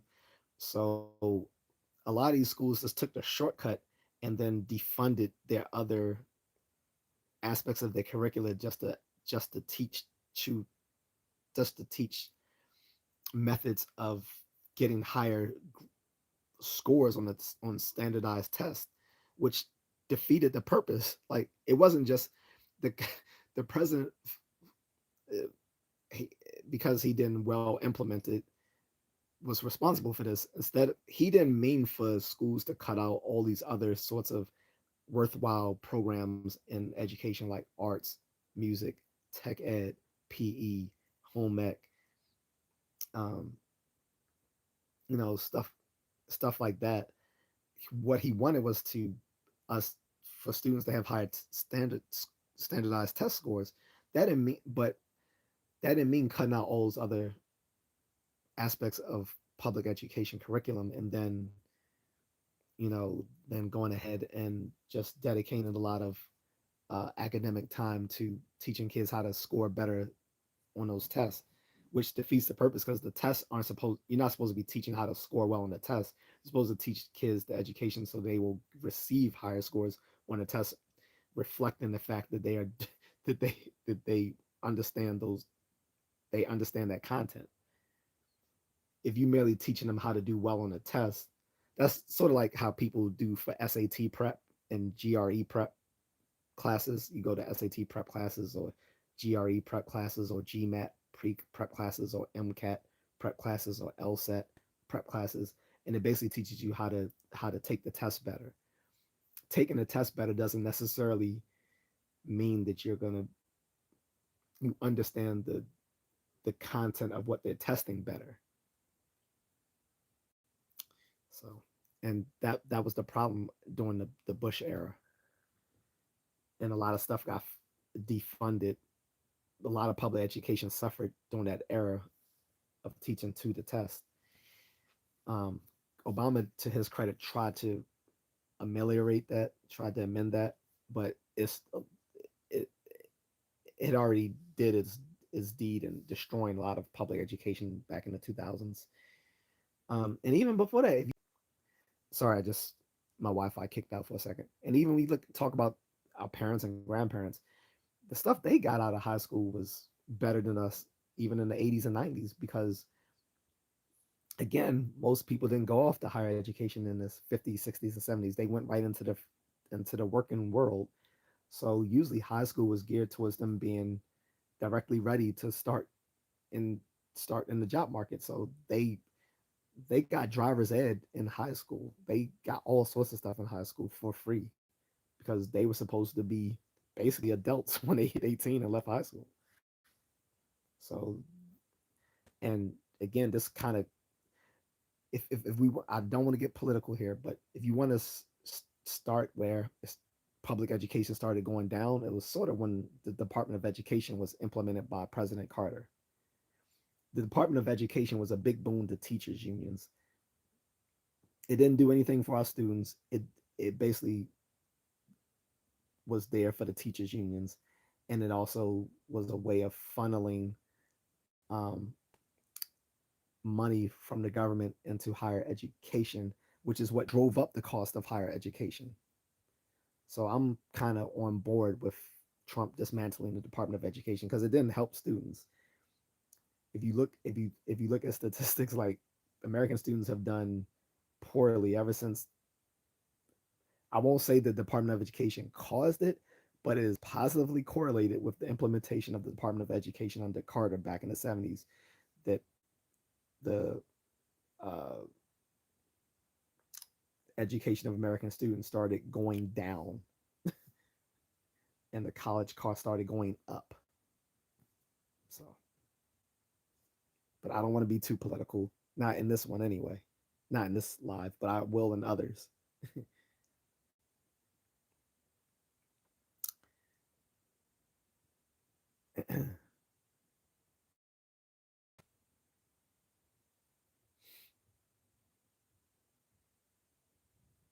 William says, I have all those traits, but I still try to have healthy discussions with people. Yeah, that's fair.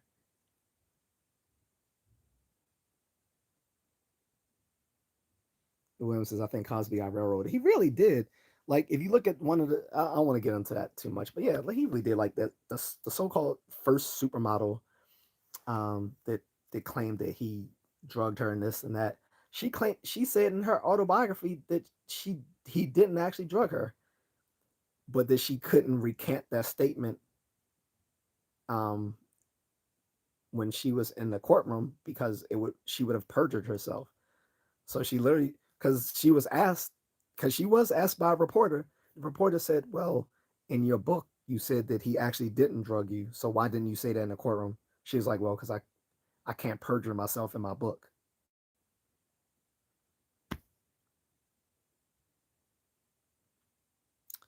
On top of that, people were mad that Cosby beat the case. They say, "Oh, he just beat on a technicality." I was like, "No, your constitutional rights is not a it's not a technicality." But yeah, I don't want to go into that too much. But yeah, he did get railroaded. Um, and like I said, I'm always gonna love the guy because he normalized the middle class black family and going to college. On top of that, he out of his own personal money dedicated millions and millions of dollars to college campuses across the country.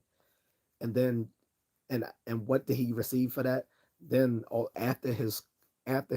just like with Diddy, remember when Diddy was going through it 2 years ago, they set up a hotline that anyone could call in and claim that he assaulted them.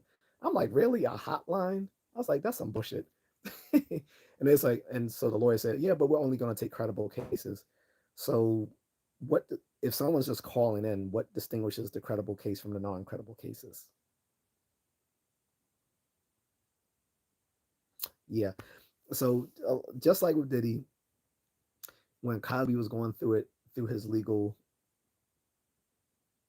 trauma drama, um, then you had a bunch of co-eds on these black college campuses. So this is my other. So here's another gripe with HBCUs. Also, he gave millions and millions of dollars away to college kids, especially on HBCUs. And so afterwards, it was a bunch of female students claiming, "Oh yeah, we hated when Cosby came onto campus because he was always trying to mess with the girls on campus." I'm like, really, really? So, but y'all still took the money though, right? He was such a predator on the campuses, but none of these campuses returned the money. None of them, none of those students refused his money. But all of a sudden, he was such a predator on the campuses. So I don't believe that shit.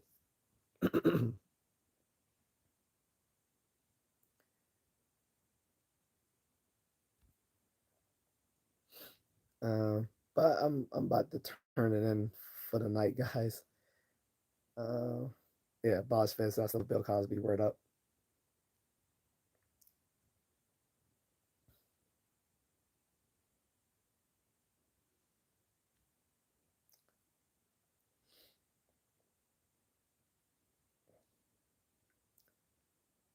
And like I said, I'm gonna ignore most comments that have nothing to do with this subject unless they're dropping a super chat.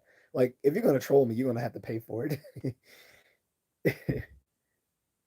Abolish the fence says to talk about the black community, you need to talk about white supremacist government gang just as much. Nah, I mean that doesn't really relate to higher education here. I'm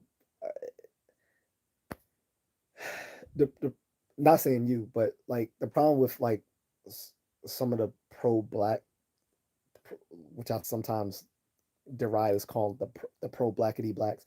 The problem with the sort of pro black and conscious Afrocentric woke folks is that they can interject white supremacy or systemic racism into any conversation dealing with black people whatsoever, even if it's not relevant. And I don't think that's directly relevant to this discussion. My issue was in the black community. I'm talking about the black community itself.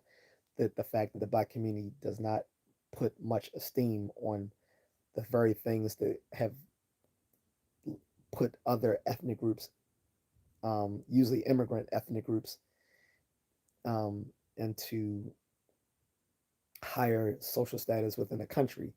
A lot of these ethnic groups come from overseas. They're immigrant groups, and so they still have a hard, so they still have a high value on self discipline, on education, and on family. We've we've lost that. I mean, we never had a high value on higher education in the black community, but we did used to have more value in the in the family and in self discipline that's been gone a lot. We celebrate now degeneracy. So, but it's not directly relevant to talk about white supremacy in the terms of higher education. I don't think, because that's all these. Because if that's the case, then all these ethnic groups should be suffering from that as well, more or less, except for the so-called model minorities, right? Which even still would still enter into the conversation of white supremacy, because you could say that white supremacy is the very thing that gave them the conferred on them the status of model minority, just to be used to shit on black and brown communities. Um, so but I don't find it directly relevant. We got to keep the onus on ourselves and say, hey, if you want if we want our communities to be more successful, we should be instilling the value of higher education. Like for instance, like have African people, particularly from like Nigeria, I believe, um, and Nigerians tend to be more well educated in America than they are than Black Americans. And so, a lot of them told me, like, overseas, the girls, they want to they want to smash the guys who are doing well, the guys getting the A's, getting the good grades. Here, no, they want the lane. They I mean they if you're the one getting good grades, you're taking AP classes, um, you're on you're on the debate team, right? You're valedictorian. Uh,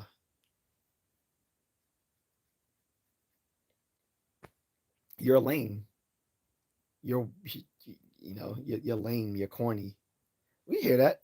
You had to you had this bitch calling Michael B. Jordan corny and lame when he was in high school because she said he was walking around with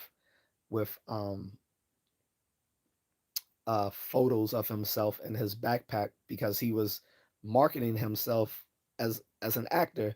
Guess what? As a kid, he got onto a TV show on HBO, The Wire. So it kind of worked, didn't it? But he was corny because he believed in himself and he had ambition. But again, ambition, higher education, and self discipline are not valued within the black community. So you're corny and lame if you have ambition. If you are articulate, if you care about higher education, if you enjoy academics in any way that does, you're lame. But overseas in places like Nigeria, the girls want to date the guys who are the nerds because they know they have a future. Those girls are smarter. They know it's the nerdy guy who's going to end up having the bright future, which means, hello, he's going to have the resources. Here, they want to no, they want to fuck the criminals. They want to fuck the idiots. And that we're not going to blame that on white supremacy.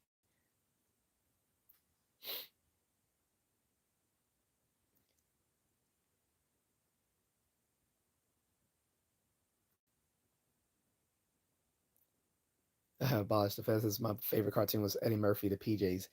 I couldn't stand it. I tried to like the show. I just I did not like the show. I didn't. First of all, I didn't like the animation style. Um, I didn't understand why, if they were in New York, Eddie Murphy was using that Southern accent. I couldn't stand the little crackhead on the show. It the I hated that show so much. I could not stand the PJs.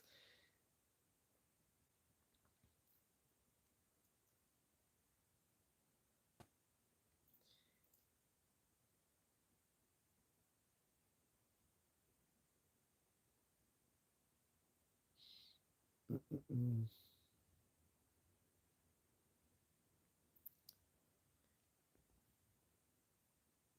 we're going back to talking about the TV shows. I don't want to go back to that. But Abolish Fez at good times. They were struggling. However, Louise was always in the kitchen cooking dinner. They sat at the dinner table as a family, gave thanks before they ate their food. Yeah, I still can relate to it. Like they were still living in the projects. They were always struggling for no reason whatsoever. And this is one of the things the actors, like I said, behind the scenes were giving pushback. Like, why do they always have to be like struggling every single episode? Like they can never get ahead. They're always going to be struggling again. Like every episode. Like I couldn't relate to the show. I just couldn't. I didn't grow up in Cabrini Green when I lived in Illinois, or any other child like Chicago projects.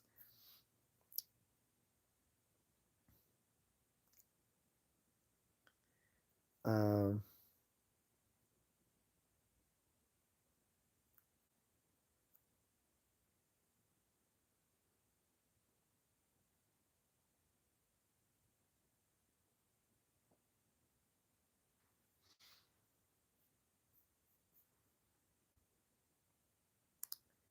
yeah, I'm just skipping ahead, guys, because I'm about to end this. It's late for me, and I appreciate everyone in the chat room, even the trolls, because retards need love too, right?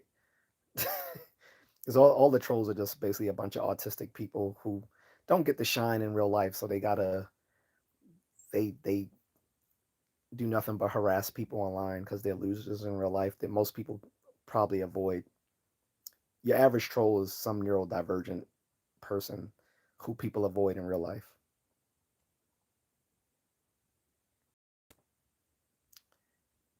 So if you never heard it before, you heard it here. Most online trolls are neurodivergent folks who are avoided in their real life. So and they're trolls because they literally don't have a filter on their behavior. They understand it's inappropriate. They just don't care, and they can't stop it even if they did.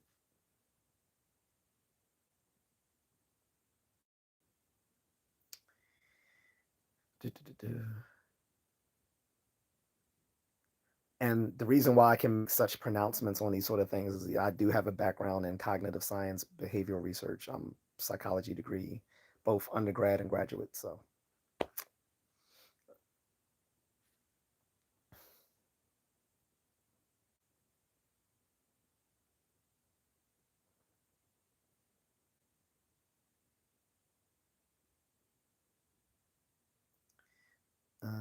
I'm just reading through the messages, guys. I want to make sure I jump back on pause. I get back on task because I don't want to. After I finally got into the crux of what I want the topic to be about, I don't want to stray from that again. Back into stuff that is interesting, but will lead me astray back from the topic.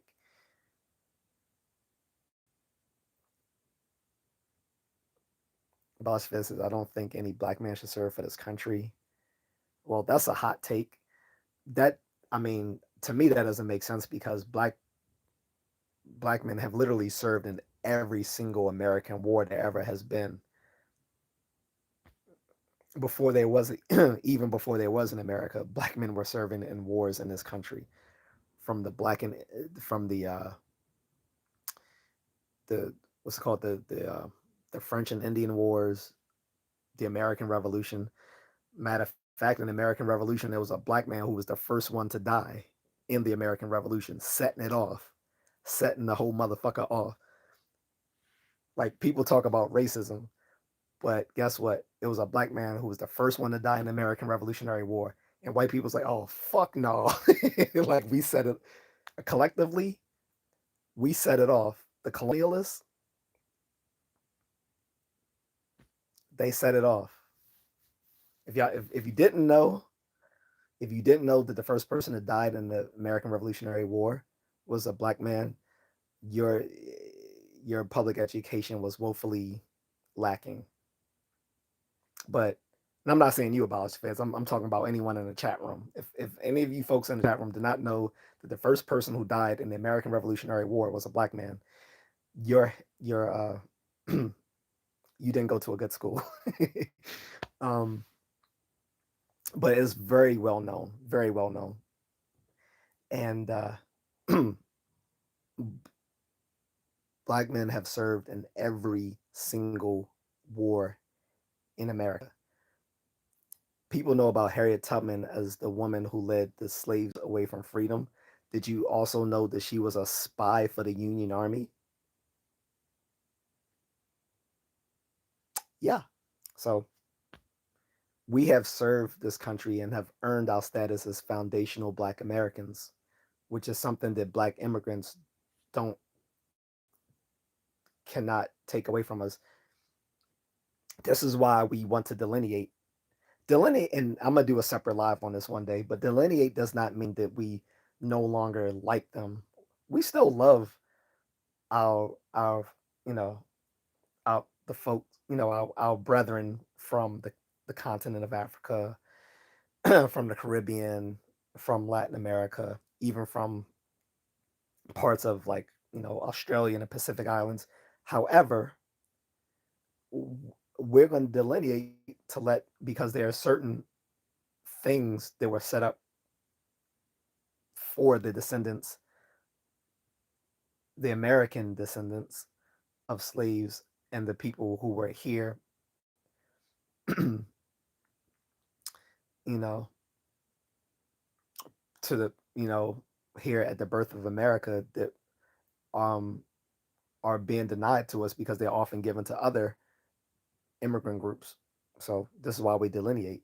But again, a black man was the first one to die in the American Revolutionary War, and black people have served in every single war in the American on the American in America, from the French and Indian Wars to American Revolutionary War to the War of 1812, you know, Spanish American War, Mexican War, the Civil War, the Indian Wars,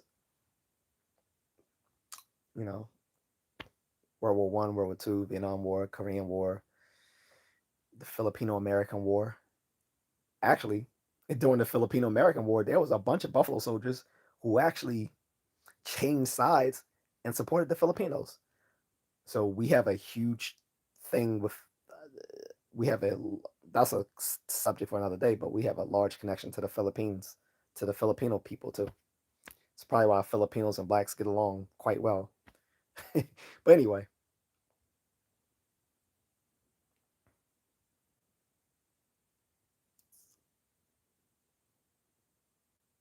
someone says, "Is there any black men as a Navy SEAL?" Yes, there's several. Like, you know, if you are online, you have access to Google Gemini, you have access to ChatGPT, you have access to Grok, you have access to Microsoft Copilot. There's no need to be ignorant on any topic in 2025. It's other than being lazy, because just a cursory look in any search engine can find you answers to the dumbest questions that some of you ask. Just saying. I mean, there's like shit. There's like 12 Navy SEALs teams. Damn right, there's black people on them. There's also some in DevGru, which is also called SEAL Team Six, but DevGru is actually separate from the SEALs. There's black people on SEAL Team Six. There's black people in the in the Green Berets. There's black people in, the Air Force PJs. There's Black Force and the Rangers. There's so on and so on. There, black people are in every. Black people have served in every single special operations forces team. You won't. You can't go anywhere in the military and not see black people serving in any and every branch and in every field of the military. You'll see us everywhere, because again, black people have been the most patriot up until today, because of this progressive and radical leftist agenda. Up until today, like, black people have been the most patriotic group in America, aside from, European Americans. We have been side by side. We're the most patriotic groups in America. This is why, and this is another thing that some of these immigrants groups don't get. See, when they come here to America, they think they'll become more white adjacent by being anti-black. The problem with some of these ethnic groups coming to America and thinking they're being more white adjacent by being anti-black is the fact that they missed a crucial element to being American, which is basically unless you're white or black, you're not considered actually American. So, but yeah, enough of that. What's up, Agatha? I haven't seen you in a while. I know I haven't been doing too many lives, but I'm trying to remediate that.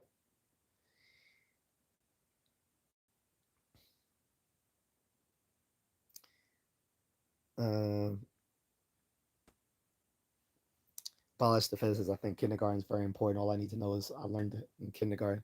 Yeah, kindergarten is important. Like I said, kindergarten is where you learn in primary school. Every grade builds upon the prior grade, the prior grade. So first grade builds on kindergarten, right? So second grade builds on first grade, third grade builds on second grade, and got it, and so on and so forth. Throughout first prime, throughout primary school and secondary school, each grade builds upon the other. That's not necessarily the case with pre-K. Like I said, you don't have to go to pre-K in order to go on to kindergarten. That's what I'm saying. Pre-K is optional. Now, I did go to pre-K because again, my parents put me through some expensive private uh, nursing school for pre-K and kindergarten. Then they sent me off to some private first grade school. For some reason, they only went up to like first grade or whatever, and then I had to go on to public school. Then when I went on to public school, there was like a after school program that you had to pay for to so um, same thing on third grade. I went to a public school where I was enrolled in some little after school program or whatever. So I was, I guess, smarter than the average bear.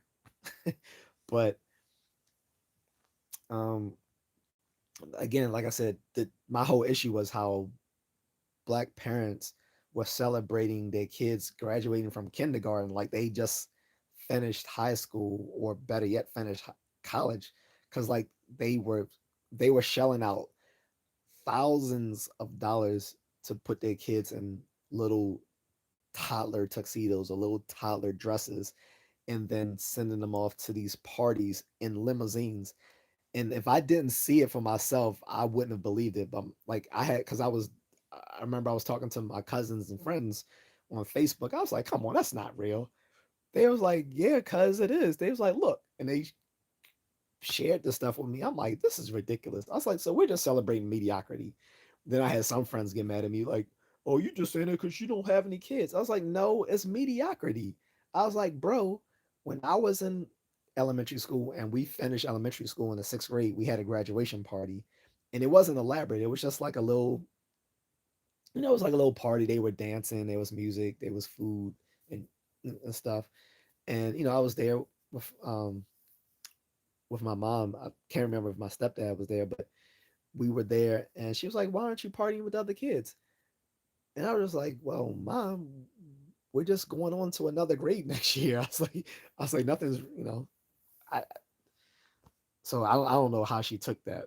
I don't know if she thought I was being precocious or not, but I was just like, we're going on to another grade. Like this, to me, the seventh grade was just the continuation of sixth grade. It didn't, I mean, yeah, we were going on to middle school, or for me, it was junior high school. We were going on to junior high school, but it aside from going to a different school, it's like I'm still going to see the same kids. We're still, we're still going to be in school. I didn't see the difference really. Now, but at least that was like an actual like we finished primary school. Now we're going off to secondary school. At least that was something. But going from kindergarten to first grade is not that's not something to celebrate. like that. I mean, you could throw the kids like a little pizza party or something. I don't have a problem with that. But having them like literally like I know some of you probably think I'm exaggerating, but literally having them come out in limousines and little baby tuxedos with the little like you would think they were having like a you would think it was like you would think it was like a prom for 5-year-olds. I'm like, this is ridiculous. And like I said previously with the whole pre-K thing, a lot of people from lower income families, particularly black and brown people, are really stuck on the we need to enroll our kids in a an expensive pre-K program so they don't fall behind their peers. But the thing they keep missing is it's not the pre-K schools itself that are leading to those kids outperforming their peers who didn't go to pre-K. It's the fact that the people who can afford to send their kids to pre-K have more financial resources and therefore can confer that onto their kids, and they come from higher social economic status levels where they often people of higher social economic status levels will have higher IQ scores.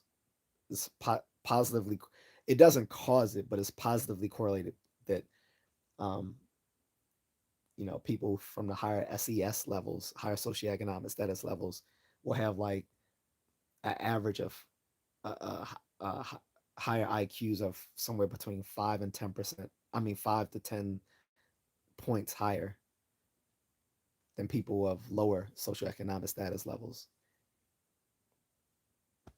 So that's the difference in the kids going to pre-K, not the pre-K itself, but the background of the kids who can afford to go to pre-K. So, Polish Fest is why do you party when you graduate from college? Because I'm not seeing those kids again. Most of those kids I didn't see. Most of, I mean, a lot of those people I didn't talk to again until Facebook. Like most of the people I knew in college, I've only stayed in touch with on Facebook or Instagram. I like this is the last time you're gonna see those kids, and you've in depending on where you are with your higher education, many of them are going directly into the job market. Some of them are going off to professionals to graduate school or to a professional school, but many of them going into the job market. So for most of us, it ends. So again, I don't have a problem with celebrating at the high school or college because a lot of people from high school don't go on to college either. This is often again, it's often the case. That's the last time you saw those people, unless you saw them again on Facebook. And those are typically the people I will avoid are people I knew in high school on Facebook, unless I knew them after high school as well.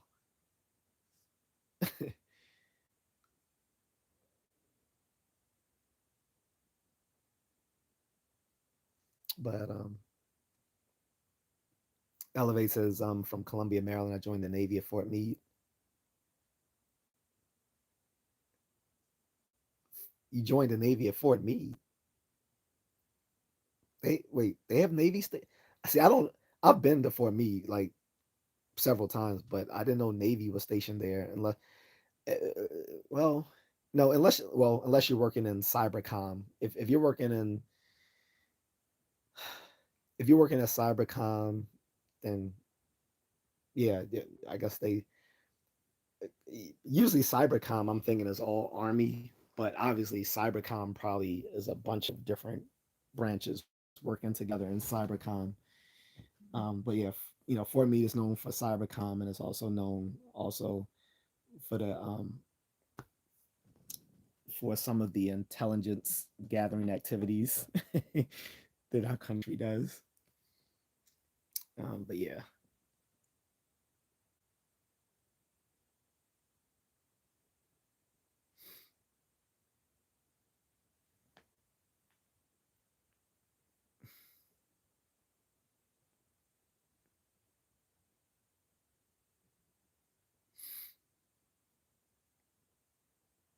anyway, I'm about to end this. But yeah, so that's my gripe with like again. So I'll people often say I'm dismissive of black women, but in this scenario, I think I've been pretty fair in saying that it's because of our I not like I because I usually have a big issue with black mothers on a lot of on this issue. This is one of the things where they've typically shined had you know encouraged sons to go. Sorry, uh, my Wi-Fi was spinning, buffering, but again, like I said, so this is one of the few eras where I would give black women their props. Like they were the ones who usually pushed